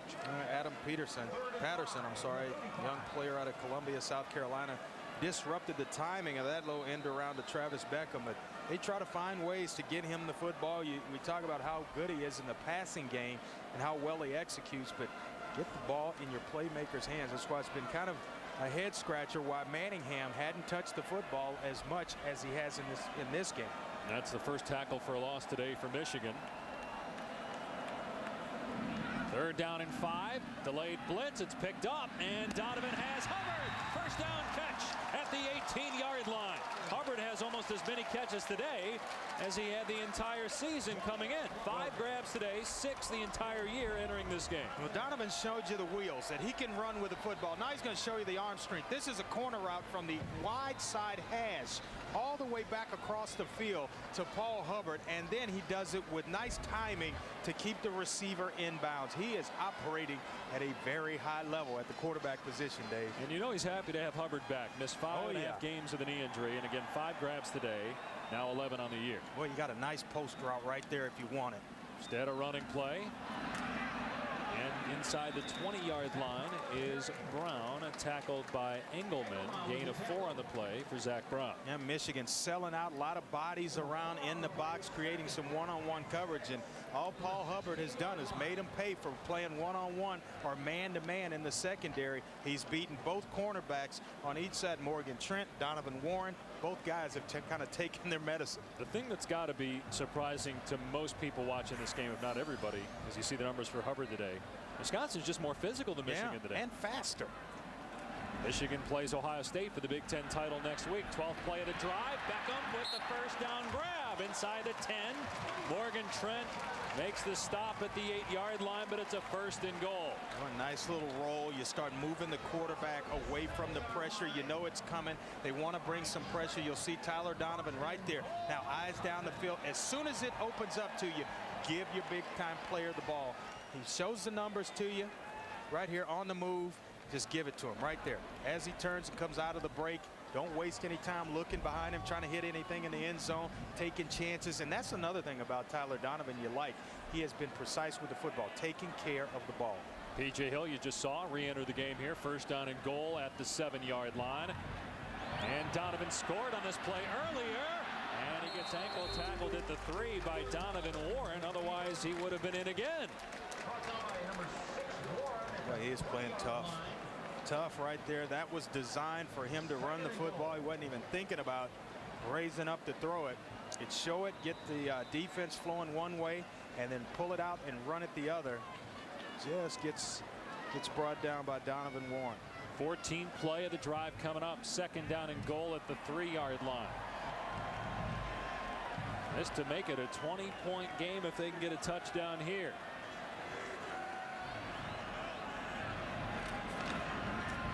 P.J. Hill gets the call, dives for the goal line, and he's going to be short. Taken down by Slocum at the 1-yard line. So 3rd down and goal coming up. We got a chance to see P.J. Hill a couple of weeks ago or earlier in the season. And the thing that impressed me about him was his patience as a young runner. You know, you don't get that from a sophomore tailback, but he allows the blocks to the offensive line to engage, get their blocks commit, and then all of a sudden he hits it with a gear with nice power to go along with it. He's got 14 touchdowns this year on the ground, looking for number 15 perhaps here. 3rd down and goal. It'll be Hill. He's hit at the 1 and driven back. Chris Graham makes a great play. Terrence Taylor also helping out for Michigan. And the Badgers are going to settle for a field goal here. Yeah, just maybe you don't have that punch. We talked about the sore ankle that he's been playing with right there. Pad level kind of high there, and he's catching instead of delivering. Lance Smith right there, you get his reaction on the play. Out the remainder of this football game. But Hill couldn't do anything about that one. Just ran right into Chris Graham. Now Melhoff out there for a 19-yard try. And it stays a 2-possession game, 16 points. So Michigan with 2 TDs and a pair of 2-point conversions could tie the game, but it's all Badgers right now.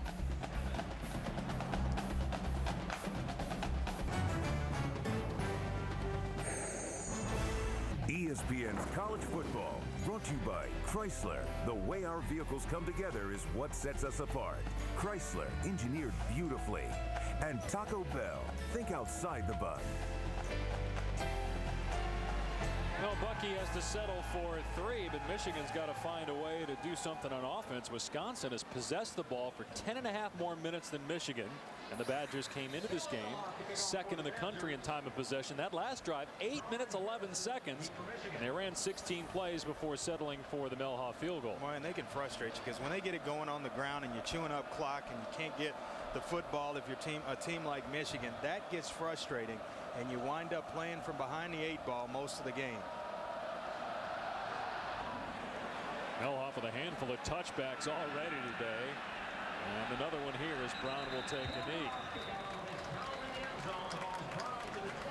Michigan will start from the 20, down 16 points when we return to Madtown.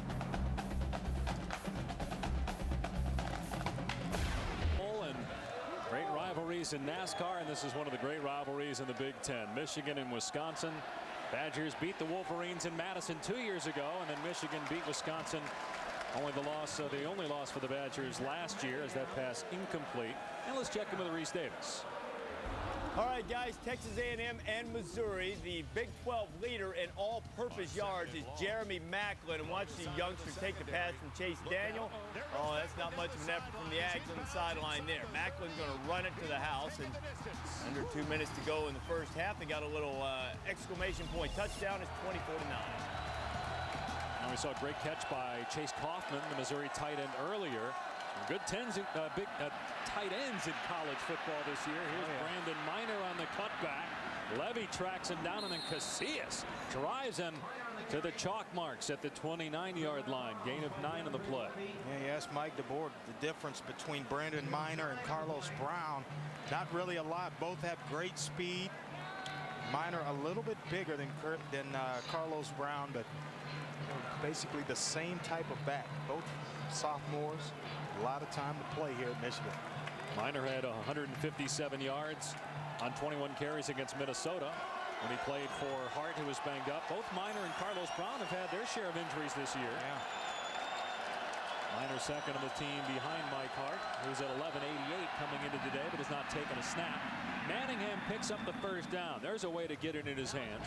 Third and short, and throw it out in the flat to him. Ike Iguanu basically disappointed. You see him beating the ground and mad because he allowed Manningham to even come away with one. That's hard to defend. I don't care if you got to get all the way up to the line of scrimmage if you're going to stop him from catching that one, because it takes place so fast that you can't really defend it. You just got to make sure you get the receiver on the ground.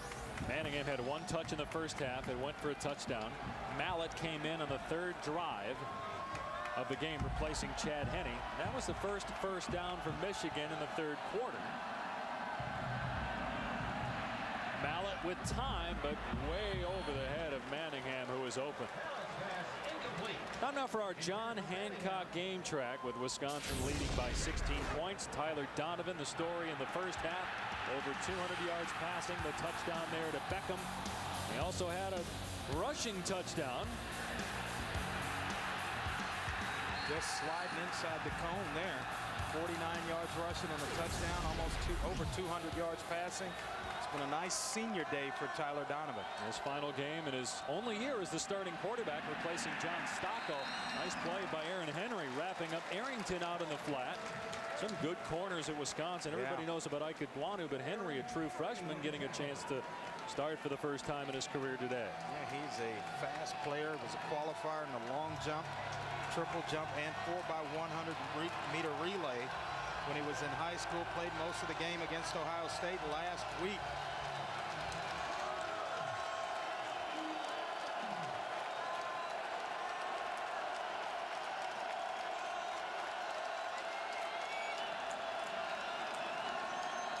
Play clock inside of 5 seconds here on 3rd down and 10. And Mallett's pass not even close, intended for Manningham again. And it's 4th down. When we talked to Jack Ikegwonu yesterday, it was so much pride just spilling over, and he had a lot of respect for Mario Manningham. He said, yeah, I was able to shut down Hardy, but this is a different beast, Mario Manningham. Well, all he's done is hold him to 16 yards on 2 catches in this football game. And yeah, they had the touchdown pass, but I mean, it has been an amazing job done on one of the better receivers in the entire country in Mario Manningham. Gilreath signals, and it's fair caught inside the 25 of the 23. Checking with Reese Davis once again in the studio. All right, guys, Alabama and Mississippi State in Starkville, the Tide up 9-3 late in the first half, going in for more, and John Parker Wilson, I think that's what they call in the trade ill-advised. He's also a game changer. Anthony Johnson goes 100 yards. In the second half, Wilson threw another interception. State just cashed it in. Extra point pending. It's 16-9. Mississippi State trying to become bowl eligible. How about Sly Kroom doing it down at Mississippi State? Trying to get bowl eligible today. Wisconsin has already done that, and they've got 7 wins on the year, trying to beat the team that they perhaps hate the most in the Big Ten, the Michigan Wolverines. Zach Brown across the 25 to the 26-yard line. Wisconsin just going to continue to frustrate those 2 tight ends. Beckham and Graham in the ball game now. They're just content on just grinding it out against this Michigan Wolverine defense. When Michigan going on that 8-game run, you thought you were going to see more life to this football team than we've witnessed this afternoon.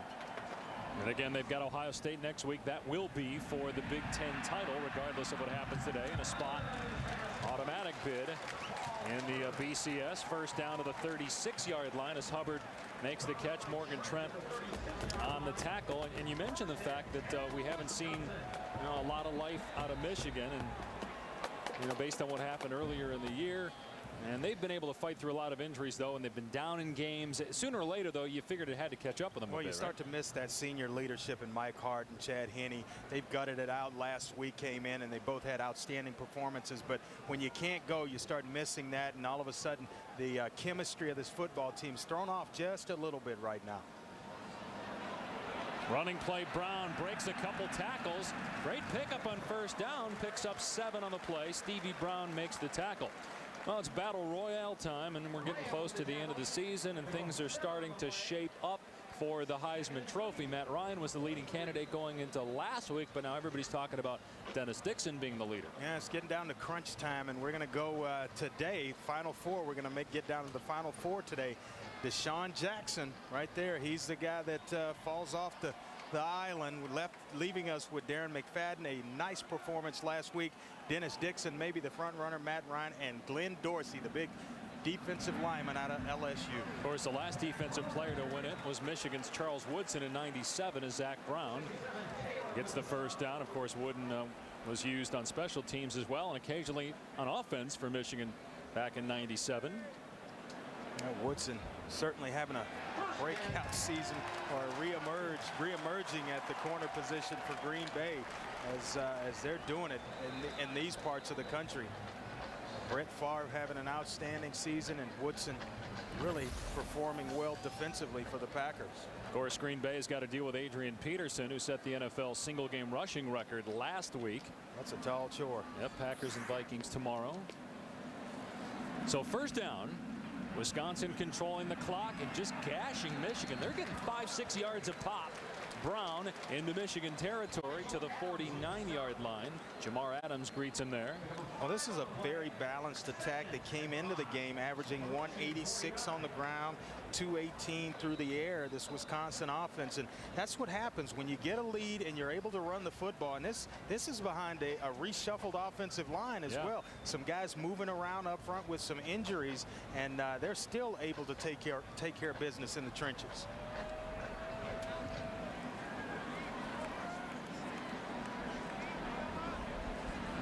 Brett Bielema, who you just saw there, has only lost once at home since he's been at Wisconsin, as Brown takes it to the 45. Wisconsin's got the second best home record since 2004, and the only loss was in Barry Alvarez's last game as coach against Iowa. And they've got Michigan on the ropes here as we go to the fourth quarter. 16-point lead for the Badgers here at home against the Wolverines. Wisconsin has not gone undefeated at home in consecutive seasons since 1950 and 1951, but they will win their 14th in a row at Camp Randall Stadium if they can cling to the 16-point lead over the Badgers. Third down, and Brown did not get there. Boy, Michigan been tough in short yardage situations, getting tremendous pressure. Terrence Taylor up front on a couple of different occasions. And here, forcing Wisconsin to punt the football in an earlier drive, forcing a field goal out of the Wisconsin football team. Tim Jamison had the stop there. Michigan had the ball for under 4 minutes in the third quarter and had only one first down. Greg Matthews back to return to Bush's punt here. And again, no Chad Henne since the second series. He's been out of the lineup, and Ryan Mallett's going to have to start from his 2-yard line. Guess who? Ike Iguanu on special teams, the gunner. Guess who? 4.28 speed. So a 16-point lead for the Badgers, and in between the third and the fourth quarters, it's a tradition now here at Camp Randall as they jump around in the stands and in the truck. All over the place. Had us jumping a little bit.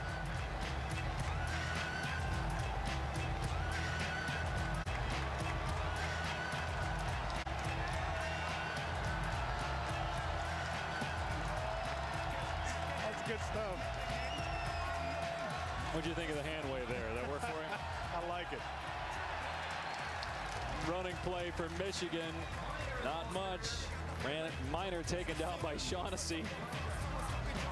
I'll tell you, these are some of the best fans in America here in Madison. Got a truck into it, that's for sure. It's like guys are waiting on it. A lot of guys they get their one chance to be on national TV, and it's doing that. Hey, let's do it. They do a great job. Done a great job all year long on this crew, and nice to get rewarded with a little dancing with the stars. That's it. Move over Mark Cuban. Ryan Mallett's pass underthrown. And if that was a good throw, if that was up around the chest of Manningham, Ike Iguanu might have had a pick six. Instead, it was in the dirt. And here's Reese Davis now in the studio. Dave, I was impressed by your jump around move. I can't even concentrate on the highlight, but Arian Foster, he's concentrating on busting through the Hog defense. And Tennessee is just, I mean, they're opening up a can on Arkansas. It's 27-6 in the third. As you say, Tennessee controlling its own destiny there. That's a big can, too. Third down and 9, Mallett from his own end zone. Manningham open, look out! Manningham is gone! Mario Manningham takes it all the way! A 97-yard touchdown pass, and Michigan is back in it! Well, Ike Iguanu has shut him down all day. You drop your guard one time, and this guy will make you pay. It is cover two, zone coverage. Bump him at the line of scrimmage. He gets in the hole behind the corner and the safety. Right there. There's a safety in the corner. You take a bad angle, and now it's Manningham and the speed. He will make you pay once you take a bad angle. Second touchdown today for Manningham, 11th. And just as it looked like Wisconsin was going to get the ball back with a 16-point lead in good field position, Manningham goes the distance. Sixth straight game over 100 yards receiving. And do not count out the Wolverines just yet. We didn't count them out when they were 0-2. Don't count them out, down 9 here in the fourth.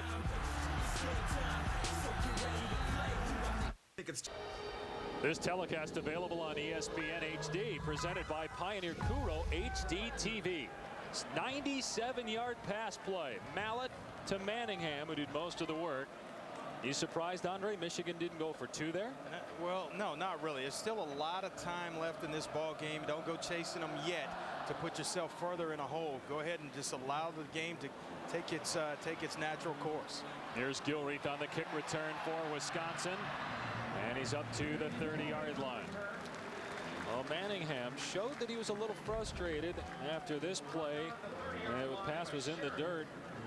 He and Ryan Mallett have been going back and forth on the sideline, unhappy with the ineffectiveness to get him the football. And then all of a sudden he gets open behind cover 2, and it is off to the races. 97 yards for Mario Manningham. And that's a Michigan record. And Chad Henne knows his team still has a shot to stay undefeated in the Big Ten. They've got Ohio State at home next week for the Big Ten championship. And Ohio State plays Illinois on ABC just a little while from now in Columbus. So it's a 9-point game. And that silences the crowd, which was really into it after jump around. Here's Beckham, unable to make the catch. Pass broken up by Donovan Warren. That would have been a gain of 15. Instead, it's incomplete. And here's Aaron Andrews. Dave, just to add on Mario Manningham's body language, of course, Andre pointed out, you know, the emotion you could see on his face after Ryan Mallett missed him the play before the touchdown. I was kind of shadowing him over here on the sideline. Mario Manningham was pacing up and down this sideline, gritting his teeth. You could see his jaw clenched. Ryan Mallett didn't go near him on the sidelines. It was only Chad Henne that would walk up to him, and Mike Hart. Very interesting body language between the receiver and quarterback over here. And the defense coming alive too for Michigan. Sean Crable in the backfield along with Brandon Graham to take down the Wisconsin running back Zach Brown. So it's 3rd down and long, and let's get Reese Davis in here with an update. Guys, Clemson is going to play for the opportunity to go to the ACC championship game. It certainly appears. On top of Wake Forest, 27-10, and C.J. Spiller on the kickoff. You know, Wake Forest leads the nation in non-offensive touchdowns, but it's Clemson coming through with one there. 37-10, Boston College coming next week for the Atlantic Division title in all likelihood. Spiller remind you a little bit of AP? Adrian Peterson, his talent, absolutely. Jamar Adams breaking up the pass, and it's 3-0 for Wisconsin. Although I don't know if you can compare anybody in college or in pro football right now to Adrian Peterson, the way he's running. A different universe when it comes to talent. Just unbelievable. The speed, the power, the size, the quickness. He has got it all. Taken 7th by Rick Spielman and the Minnesota Vikings, Chris's brother, who runs the personnel for the Vikings. Oh, I think Chris could have made that choice as well. I think you and I could have made that choice. There's a team at number 5 that did not make that choice. Went for Levi Brown, talking about the Arizona Cardinals. Here's Matthews on the punt return from the 32-yard line. Ran into his own man and then brought down to the 37-yard line by Steve Johnson. Well, Michigan wanted to get the ball in the hands of Mario Manningham more in the second half. They did on that last drive. Will they do it again?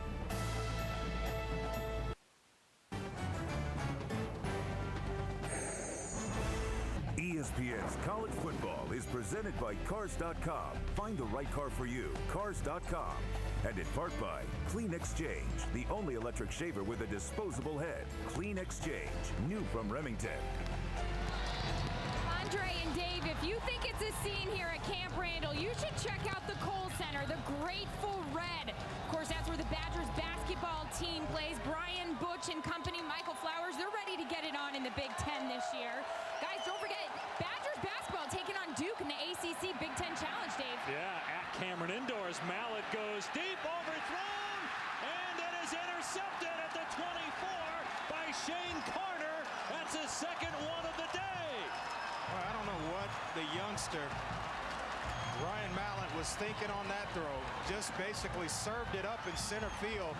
He had Greg Matthews, which was in the vicinity, but this was right down the middle. You got pressure. You got to hold on to the football. Nobody, not a receiver, within the 10 yards of this throw. Look at this, just serving it up like a punt. I don't know. You ask me, what was he thinking there? I have no idea. Mason just trying to get it to Matthews with a guy in his lap, but still, you just don't take that chance over the middle of the field late. That's when you get yourself in trouble as a quarterback. Mario Manningham wondering the same thing, what his quarterback was thinking there. So after Michigan gets momentum on that 97-yard pass play for a touchdown. Previous play is being reviewed. We're going to review to see whether Carter did come down with it, but you know, sometimes in a game a coach will ask you as you come off the field, you know, what were you thinking in this situation? And the best one that I could ever give was, hey, coach, I was just trying to make a play. and that's it. I mean, you know, and you could just say the same for Mallett, trying to get the football to Greg Matthews, but you can't ever go over the middle of the field late. This is an interception. They're reviewing it to see. He's down. He's got possession of the football. Then it comes out right there. He's down. Rolling over is when he loses the ball. It's going to be Wisconsin's football. But that's the only comeback I could have when you know you've made one of those throws that you shouldn't have made. You've got to maintain possession when you hit the ground. You have to hold on to the ball, but it did look like he had possession, and then it came out as he rolled over. And it's got to be conclusive to overturn the ruling on the field, which is an interception. But Michigan had all the momentum in the world, stopping Wisconsin on 3 and out. Defensive man did catch the ball. It'll be Wisconsin's ball. First down. And then Mallett throws the interception after they had all the momentum, and that is certainly deflating if you're a Wolverine right now. You just kind of can chalk that one up as being young. You know, young football player, young quarterback, inexperienced, trying to go over the middle late, which is a no-no.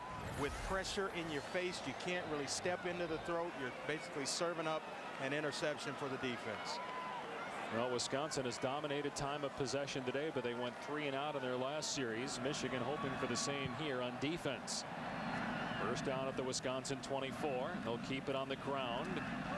And Brown forward for about 2 to the 26-yard line. Will Johnson on the tackle. Here's Reese Davis with another update.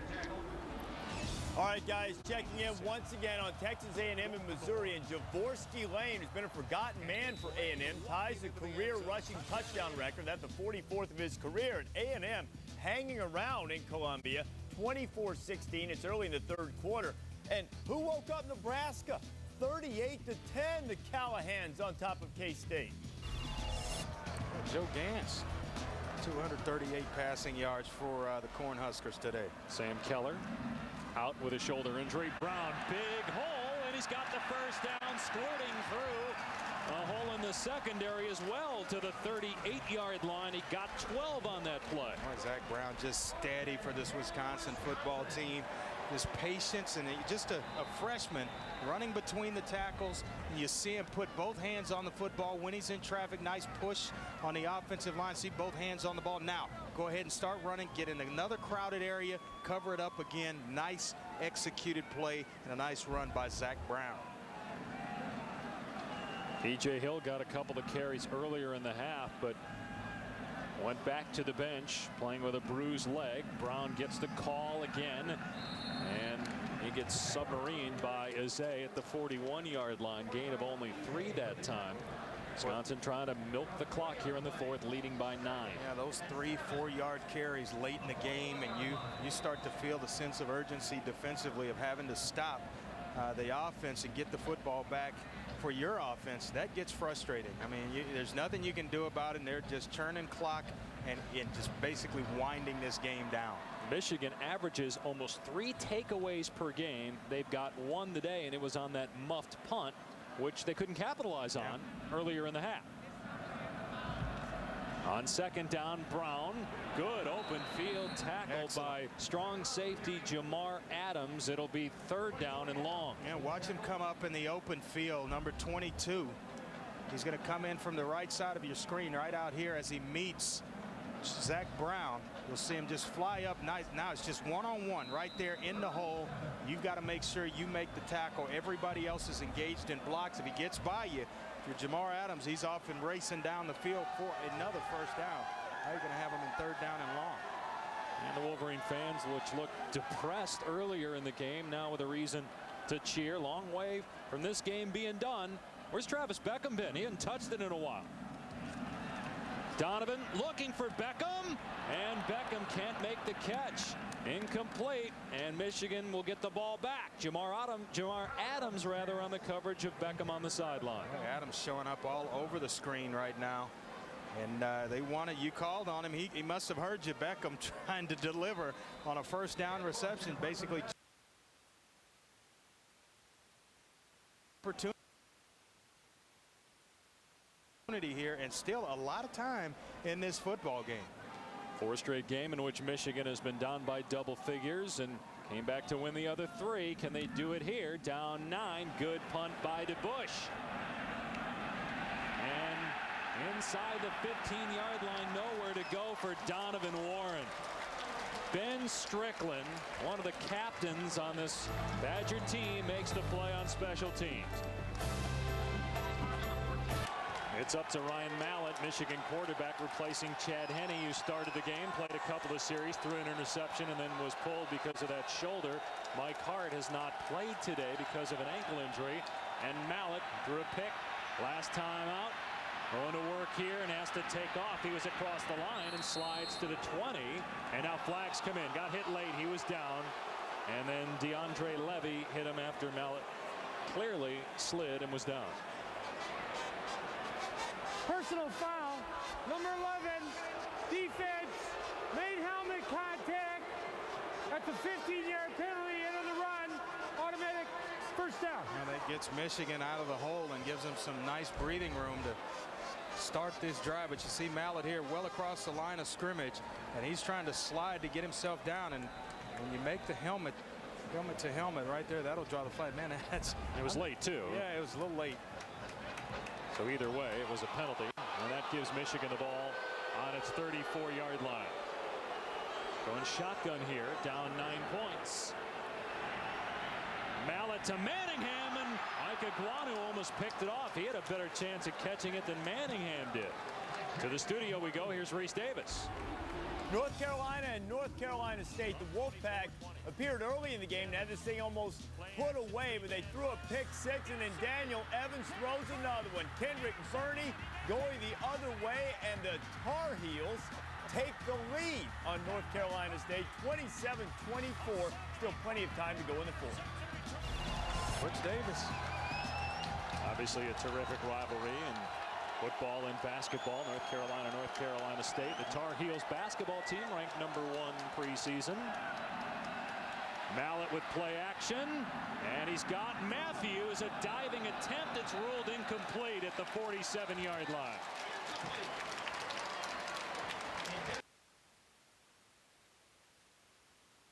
Manningham has both Michigan touchdowns, and Manningham upset with Mallett when he took a sack earlier in the contest. Here's the first half touchdown. Right, if you miss, he will make you pay. And right here, another is a little uncomfortable with Mallett again, but then he takes the big one, 97 yards, splits the cover 2 coverage with the safety over the top, and then he was off to the races. Nobody in this building going to run him down. That was the very next play after he was frustrated with Mallett, who threw it at his feet. And the next place, one goes 97 yards for a Michigan record. Now it's 3rd down and 10, and Lloyd Carr, I think, wanted to call timeout and then challenge that. You know, we were talking about it during halftime. What do they need to do to get themselves back in the game? Said, hey, get it to Manningham. You got to find your playmakers, and he certainly has come up big here in the second half. Well, Michigan not going to challenge that. Play clock starts, 3rd down and 10. And no review coming from the technical advisor upstairs either. So clearly an interception, and 3rd down and 10. Mallett in trouble. Oh, and he got rid of it. He got rid of it to Butler, and Butler's got a first down. Mallett at the last second. It was dangerous, but it worked. Butler finally tackled by Royston at midfield. Right. Good heads-up play there on the part of the youngster Ryan Mallett. Butler's just standing around. He gets beaten. You see him right here on your screen. He gets beaten on the pass rush, and now everybody's around Mallett. Well, he's back there by himself, and nice heads-up play. It outruns Elijah Hodge to pick up the first down for the Wolverines. Michigan going no huddle, and Mallett to Manningham, and that time it's on Manningham. He dropped it, maybe hurt Kim Royston, the safety, coming over, and couldn't hang on to it. Kim Royston, his brother Zach played for the Badgers in 02 through 06. There's a strong safety to that side. Nice little cover 2 look again. If you're missing, you don't get a hand on the receiver. All of a sudden, he's behind you. And if the quarterback has timed it up just right, there's a nice little hole behind the corner and the safety. They've hit it one time for a touchdown, almost hit it again. He's got to make that catch. 2nd down and 10.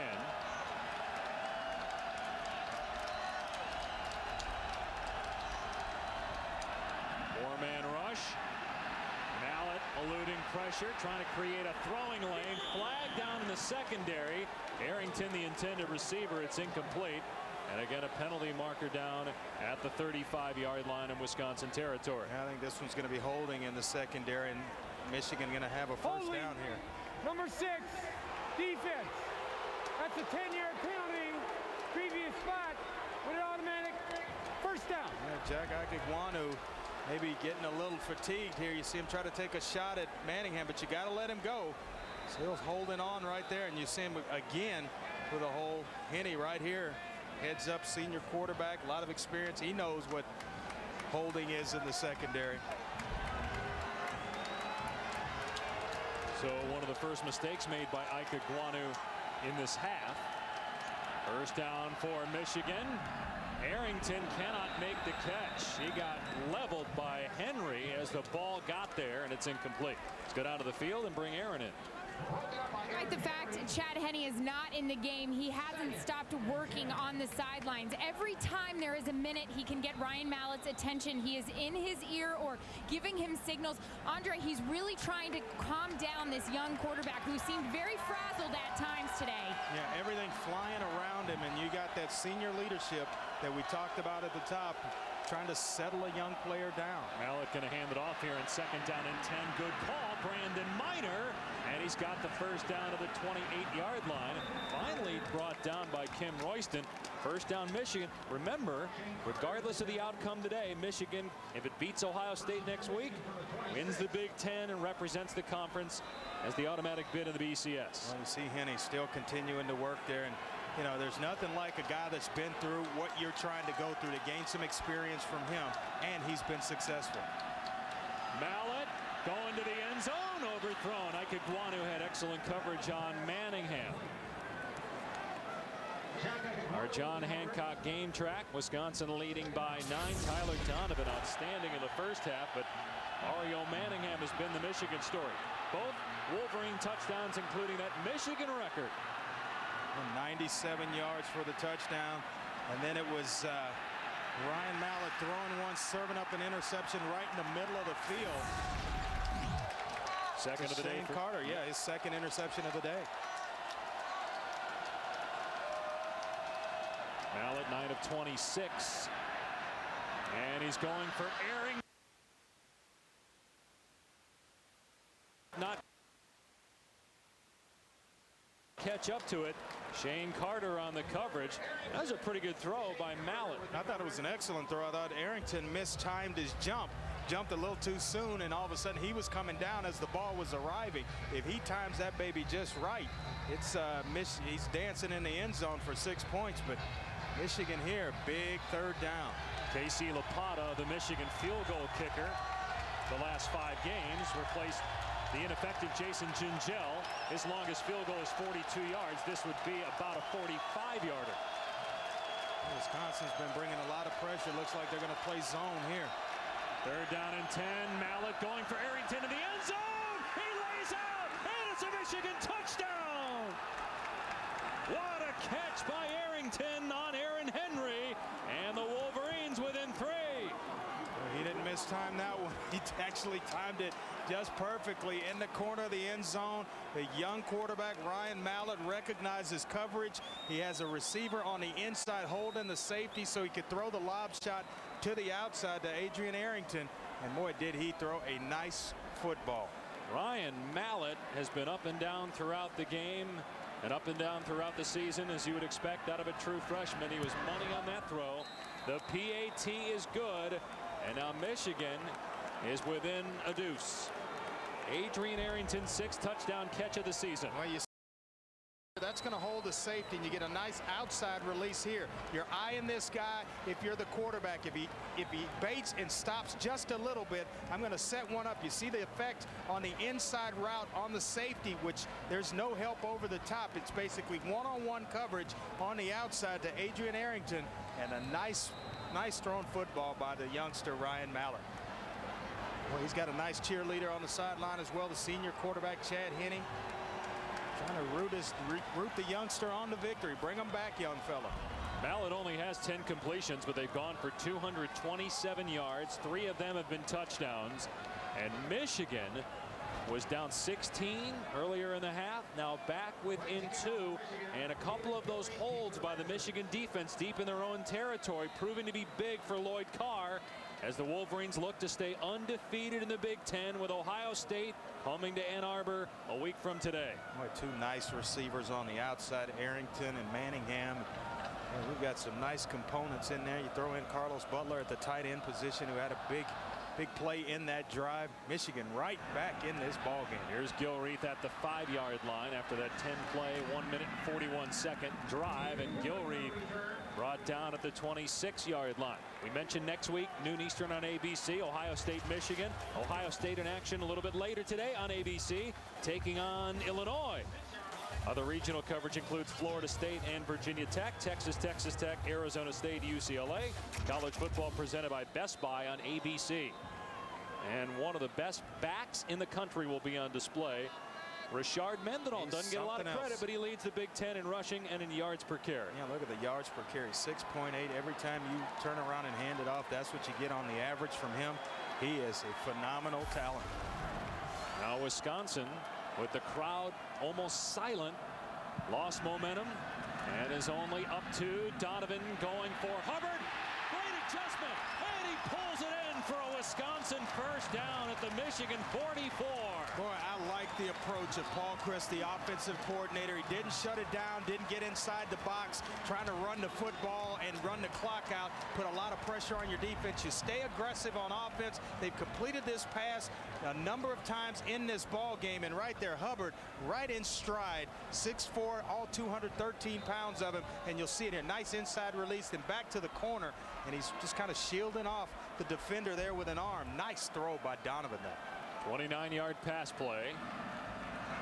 And Donovan back to the air, going for Jefferson. Donovan eats it, man. He got hammered by Azay, and Donovan is hurt back at the 43. Yeah, Obi Azay finally gets there, and he planted that helmet right in the gut of Tyler Donovan, who's feeling it right now. Pass was incomplete. The backup quarterback for Wisconsin is Allen Everidge, who's thrown only 8 passes this year. He's a transfer from Kansas State. And that's the 15th hit on Donovan. Now, some of them have been illegal. Yeah. That looked like a legal hit by Obi Azay. Yeah, and Allen Everidge is the junior quarterback who will see action if Tyler Donovan's unable to come back in this football game. And it looks like he may have gotten a hand caught up on Azay right there. You see him throw the football, his hands right in there as well, but the face mask is right in the shoulder pads, right between the numbers of Tyler Donovan. Tell you what, right there on that replay, you didn't see it live, and that's probably why the flag wasn't thrown, but on the replay looked like there was contact with the helmets. Let's see it again. We'll just watch it from a slow motion angle here, and you see it going high. Yeah, that's close. Hard to tell if it was on the top of the shoulder pad there, or if it was in the chin. Looked like it was just below the chin on the number, on the 1, at the top of the 1. And we're hoping Tyler's okay. You had Paul Hubbard hurt on the previous play, and now you got your quarterback down. While we have a moment, let's go back to the studio and check in with Reese. Texas A&M and Missouri, the Aggies are hanging tough at a 3rd and goal. They go to the option, and Mike Goodson is greeted by Sean Weatherspoon, who plays it perfectly. Ags had to settle for a field goal, so the Tigers, number 6 in the BCS, hanging on with a 5-point lead late in the 3rd. A good football game going on there. Some great games so far today. Nebraska leads Kansas State now, by the way, 45-10. And speaking of Kansas State, Allen Everidge, southpaw, transfer from there. Brett Bielema, also a Kansas State guy. Now in his 2nd year as a head coach of the Badgers, and Everidge, who's thrown 8 passes, completed 4, will have to come in. And Everidge did battle Donovan in the spring and in camp for the starting job. Everidge can throw it. I watched him during warm-ups, and he can sling it around the park a little bit. So I don't know how much they'll scale it back with him just from an experience standpoint, but he can certainly get the ball throw it around the park. 2nd down and 10. Michigan has scored 14 straight points to get within 2. Hubbard back out there for the Badgers at wide receiver. Here's Brown. And he gets planted at the 42-yard line by Jamar Adams. As they continue to look at Tyler Donovan on the bench. All right, this is on more than one occasion he's thrown the football and caught his hand in a helmet or so, but he's taking shots up high. You see the second one there. And then just now on the last play, trying to get it out to Kyle Jefferson, takes another high shot. Man, that hurts when you throw one and you catch the face mask of one of those defenders coming into your lap. That is pain like no other. Big play here, 3rd down and 8. Otherwise, Michigan's going to get the ball back. Everidge with his first throw, and no play. There was some movement on the offensive line. Dead ball foul.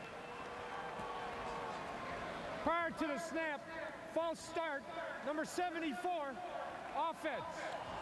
5-yard penalty, still 2nd down. That's on redshirt freshman guard John Moffitt. Here's Aaron Andrews. Just an observation of what they're looking at with Donovan on the sidelines, guys, as all these football players block me out. Right now they're putting a big pack of ice right above his hand. They're looking at the wrist and obviously right around the top of his hand. They were trying to have him squeeze it. He was having difficulty doing it. He is in quite some pain, guys. Yeah, that's a tough injury when you start banging those fingers and wrist, the back of your hand around in the face mask of a defender coming at you full speed. Well, that's something else. Here's Everidge, 3rd down 13. Michigan brings the blitz and back on the intended receiver, but the pass was off mark. Tim Jamison got pressure on Everidge, and Wisconsin's got to give it back to the Wolverines with 5:52 remaining. Well, Everidge shows you that lack of experience of being under the center in game time situations. He thought he was getting pressure when it really wasn't there. Then he skates outside, and it draws the pressure in his lap of Tim Jamison. So then you've really got to throw the football away. Michigan going to have an opportunity here now, Dave, to really do something special, maybe take the lead in this football game. DeBush kicking it deep. Matthews, fair caught at the 11-yard line. Well, Michigan 3 straight weeks has been down double figures and come back. They trailed by 10 to Michigan State in the 4th quarter last week. Chad Henne goes to work. Touchdown pass to Matthews, and then with about 2 minutes to go, Mario Manningham for the game winner. Michigan goes to 8-2. And many people that were on Lloyd Carr after that 0-2 start, you got to tip your hat to what Carr has been able to do to get this team to rally, to be in a position to win the Big Ten. More successful seasons are made on winning streaks, and when you can reel off 8 in a row, that's when you know you've had a pretty good season. There's Mallett to the air, and he finds Arrington. And it's a first down out to the 30-yard line. You know, the thing that's really amazing, there were a lot of people that said that Lloyd Carr should have stepped down. No college coach would ever step down in the middle of a season. Yeah, Mallett right here gets away with one because Jonathan Kasulis should have intercepted this football. He mistimes it, and Arrington comes up with a big-time catch, gets him some breathing room again. Now you can operate out of a full set. Running play to Minor on first down out of the shotgun, no gain as Hayden makes the stop. Yeah, but to go back to your point, you just don't do that. I mean, that would be quitting on your football team. You don't want them. You preach as a coach to not do that, to play to the 4. Sending to the kids that you recruited if you step down and resign during the season. And what this 8-game winning streak shows is these players want to win for Lloyd Carr. They want to play for their coach.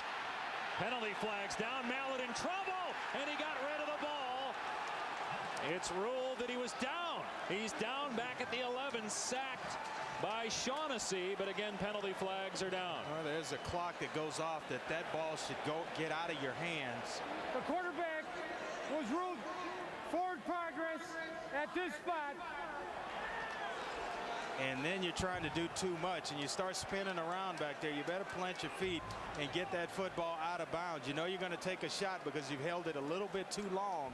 Ryan Mallett's lucky. Holding number 85, offense. That penalty's decline. Will put the ball at the 11-yard line. Third down. He's lucky a Wisconsin defender wasn't sitting there waiting on that pass. Well, the other thing, too, there, a freshman mistake. You get rid of the ball. Yeah, right there. Because otherwise now the penalty's declined, and it's 3rd down and 29. And Shaughnessy right there with him as he makes the last spin. But once you get out of it the first time, you got to sail it out of bounds. Mallett on 3rd and long, throws an interception. Ike Iguanu picks it off for Wisconsin.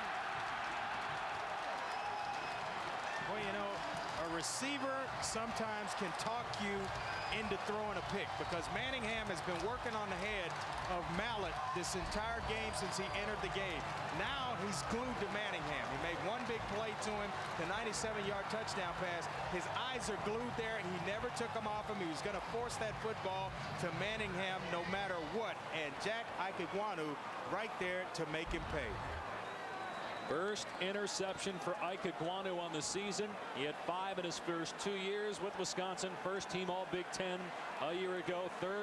Second pick rather, by Mallett so far. And that's why sometimes as a quarterback, you got to filter that stuff out and play on an even keel. Receivers are going to always tell you that they're wide open. Wisconsin probably going to keep it on the ground here, try to take time off the clock, especially with Everidge, the backup quarterback, in there for Donovan.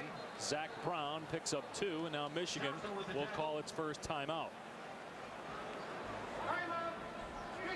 But going back to that sack by Mallett, well, if that's Chad Henne, he throws it away, and that's what happens when you have a true freshman quarterback. He takes the sack, and then the penalties decline. And as well, the interception there, if you allow a receiver, especially a talented receiver like Mario Manningham, to get in your head where the body language starts to affect you, where you feel like, I got to get him the football, then you hit him for the big play. Now you're really feeling the pressure of trying to get it, because he's been successful. So now he wants it. He's open every play. You have to decipher through that stuff and decide when he's open, when he's not. You just go through your reads and play the football game. If he pops open, you give it to him. If someone else comes open, you got to deliver, but you can't allow a receiver to talk you into throwing it to him each and every time down the field. You saw Tyler Donovan warming up. Let's check in with Aaron Andrews on the field. Well, David, is the top part of his right throwing hand. You can actually see cleat marks all over it where somebody stepped on it. He just looked over to the trainer and says it's fine. It's not broken. They had it taped up, but they obviously just took that off. Okay. Can't throw it with that tape around the center part of the hand. So if you're going to go on some guts there. Everidge will hand it off to Brown into the secondary. First down, more inside the 15. Brown tackled at the 13-yard line. Got a great block from his fullback, Presley. Got a good block from his left tackle, Gabe Karimi, as well on that side of the line. Big number 74, John Moffitt. You see him right there holding the point of attack. Doing a nice job. Marcus Coleman, the center inside, and then it just allows Zach Brown to hit it. He hits it full speed, untouched until he's in the second level of the defense. Wisconsin with a chance perhaps to put Michigan away. First down inside the 15-yard line. Brown again straight ahead, and look at the muscle of Zach Brown, keeping the legs churning, and the true freshman is to the 6-yard line. Well, Wisconsin always been able to run the football. We talked about Ron Dane and the days and the success he had here, over 7,100 yards for his career, and they've had back after back. They graduate them, they just continue to fill in. Zach Brown now getting ever so close to 100 yards in this ball game. Wisconsin as a team has run it 46 times for 213 yards. P.J. Hill only a couple of carries today because of an injury, and now it's a second down and 3. Michigan not calling timeouts, has 2 remaining.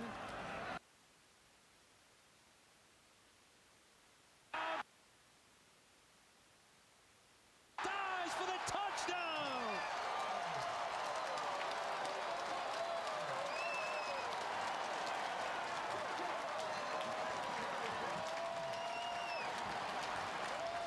Just so steady, Zach Brown. He doesn't put the ball on the ground, gets in traffic, is so fundamentally sound with his game, wrapping it up in traffic when he's going through the line, taking care of the football. That'll keep you on the field. And how about the fact that Michigan knows what Wisconsin's going to do. You got the backup quarterback out there. You got the lead. They're going to run the ball, and they just pound them up the middle. The extra point good, so it's now a 2-score game, 30-29. Once the action here, the offensive line, you see Zach Brown spots the hole out the backside, and then he hits it full speed. You can smell and sniff the end zone. Pay dirt waiting on you. Nice little counter play, but he cuts it back, and you see the hole right there. Nice little hole for him to hit it. Shoulder pads pointed north and south, well executed. So 30-21 is the score. 9-point game. Brown over 100 yards today. His second rushing touchdown of the season and just his second career start. The first one was last week at Ohio State. Right, and if Paul Chris just put a lot of pressure on the freshman quarterback Ryan Mallett to get back in this thing with 3:11 and win it. Going to go down and score 2 touchdowns. But they are under tremendous pressure. Wisconsin bringing the house against the freshman. A lot of pressure on 1st and 2nd down. Badgers able to capitalize on the Mallett interception. Michigan in the 3rd quarter unable to capitalize on a Wisconsin turnover. And Henne still talking with Mallett, who will come back in the game after this kickoff by Melhoff, who's had a handful of touchbacks today. And Wisconsin trying to go out a winner on Senior Day. This would be the senior class's 39th win. That would be a school record for victories for one class at Wisconsin. It'll be Carlos Brown for Michigan on the return. And he's past the 20-yard line, and a flag comes in. Brown tackled at the 24, but again a penalty marker down, likely against Michigan for a hold or a block in the back. During the return, holding number 35, receiving team. 10-yard penalty from the spot of the foul. First down. For a look at some other great college football on ESPN's family of networks, here's Chris Fowler. Now that the dust has settled on the Wildest first 10 weeks of the season, only 3 unbeaten remain. In the afternoon, #1 Ohio State. In prime time, surprising, unstoppable Kansas. And Gunslinger Hawaii at 11 p.m. on ESPN2. Some great games today. Major BCS implications, especially with Hawaii playing tonight. Mallett in trouble inside the 5, and he gets rid of it at the last second, but ruled down. His forward progress stopped. It's a sack. Sorensen make that Levy and DeKramer get to Mallett inside the 2-yard line.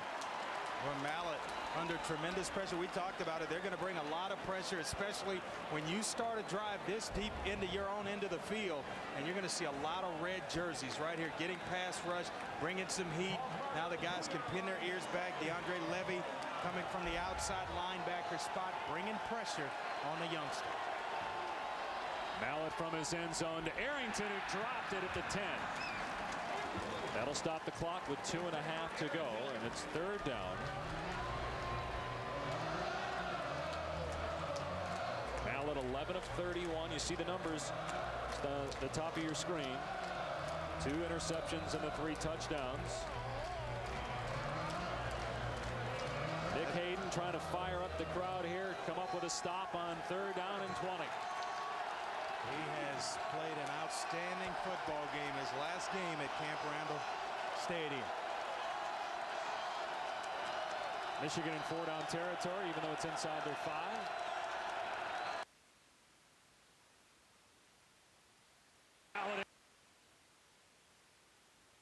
In trouble, and he gets rid of it, and Arrington couldn't hang on to it with Ben Strickland draped on him.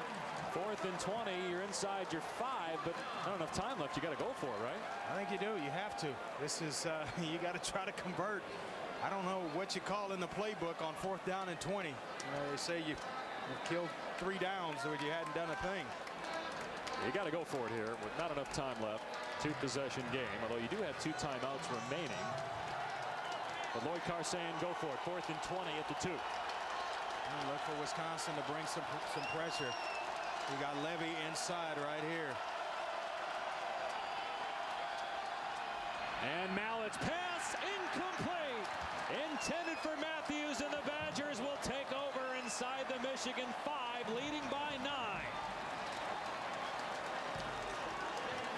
Try to go to Greg Matthews just as he's clearing the defensive back in the middle of the field and almost squeezed one in there. It was close. And it appears this will be Michigan's first loss since September 8th when they fell big at home to Oregon. However, this does not ruin the Wolverines' chances of winning a Big Ten championship. They'll host Ohio State, noon Eastern on ABC next Saturday. for the Big Ten crown. Ohio State playing on ABC in just a few moments against Illinois. It's the first time that Wisconsin will beat Michigan back-to-back in this stadium. Won here in 2005, then lost at Ann Arbor last year. Here's Brown into the end zone again. Touchdown, Badgers. And don't forget, don't think about that friendly thing where you just kneel down and run the clock out. You get some more points. You're going to go for it on 4th and 20. You make them pay for it. There's another coach of the Big Ten that might appreciate that. Mark D'Antonio of Michigan State, who was really upset with some of what he felt was poor sportsmanship by Mike Hart, some of the comments he made, and then also Michigan kneeling for what they called was a moment of silence based on D'Antonio's comment after Michigan lost to Appalachian State, and he was asked about that game. Extra point good. Called him the little brother, didn't he? Yeah, that's what Mike Hart said. Called Michigan State little brother. And apparently D'Antonio fired up his team because they're winning at Purdue. But what does this mean for Michigan? They still can win the Big Ten, obviously, next week.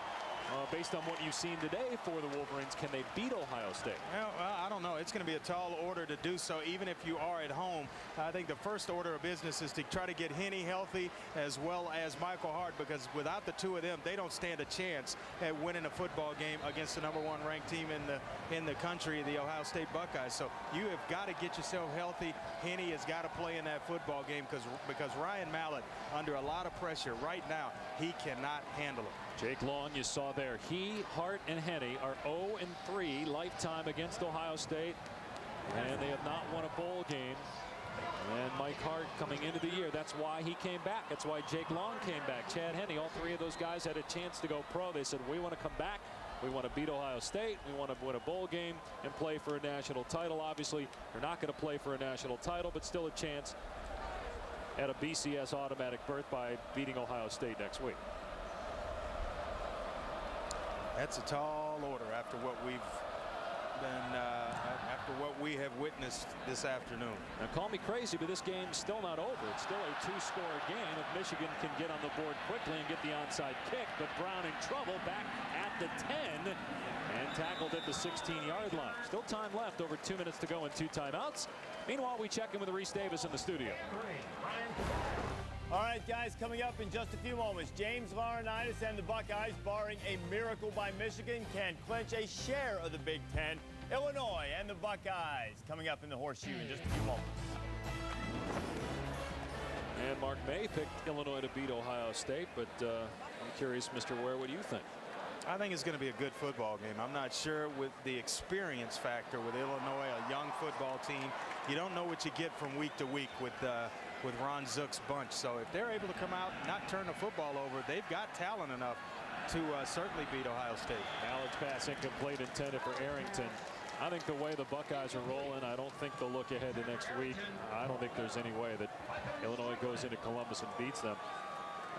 It didn't seem, though, that Michigan was looking ahead in this game. I think Wisconsin played its best game of the year today against the Wolverines, and really that was the difference. And Ike Ekwonu, a big reason why. Right, he played an outstanding football game. He dropped that guard once or twice and got hit by a couple of shots from Manningham, but I think overall he played an outstanding football game, as well as this Wisconsin defense. That's where it started. They started to disrupt rhythm of the UC, and it's continuing right now. Disrupt the rhythm of the Michigan offense and basically control the line of scrimmage. That guy, Nick Hayden, played an outstanding football game, set the tone early. 19 seniors for the Badgers, who will go out with the most wins for a class in Badger history. Tyler Donovan, who got injured in the 4th quarter, will get his 39th win as a member of the Badgers, although he really didn't get a chance to play until this year because of John Stocco.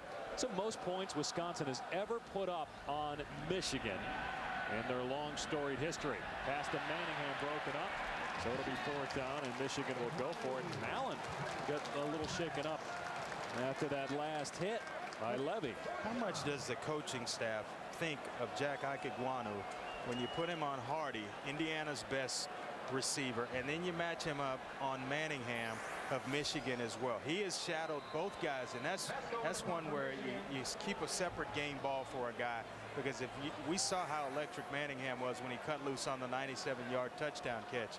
But that guy right there has played some outstanding football today. Now Michigan punting it away here on 4th down and 10.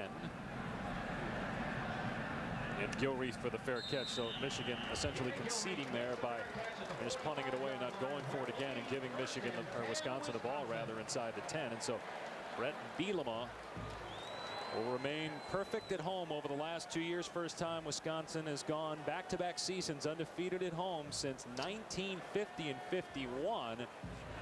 And Barry Alvarez brought life to this program and then moved aside to just be the athletic director and hired Brett Bielema, who was his defensive coordinator.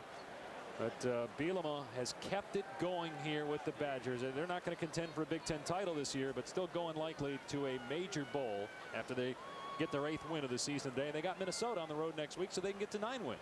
Boy, you're talking a young coach going against one of the more experienced coaches in college football, Lloyd Carr, and he found the answers today. Had his team ready to play, and they put on a solid performance. Zach Brown gets 1. We were talking with Bielema about that. He's 37. He's the 3rd youngest coach in college football. You know, what's that like for you when you greet Lloyd Carr at midfield or Joe Paterno at midfield? And, you know, he's very humble and really appreciates the opportunity he's been given by Coach Alvarez to be the head coach here, and said Lloyd Carr and Joe Paterno shown a lot of respect for him. It basically said it was kind of an uncomfortable deal when you meet at midfield before the game starts and with the conversation that takes place. And he says, I just kind of let them lead the conversation. Just sit back and just kind of take it all in.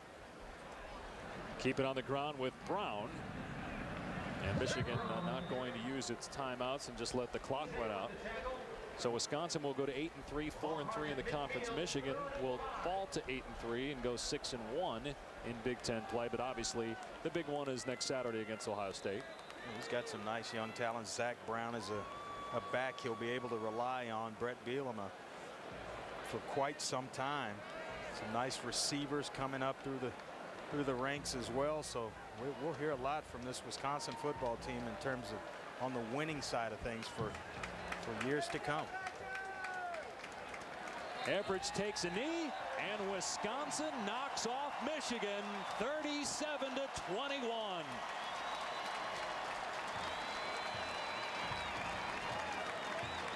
Tyler Donovan plays his final game at Stadium and goes out a winner.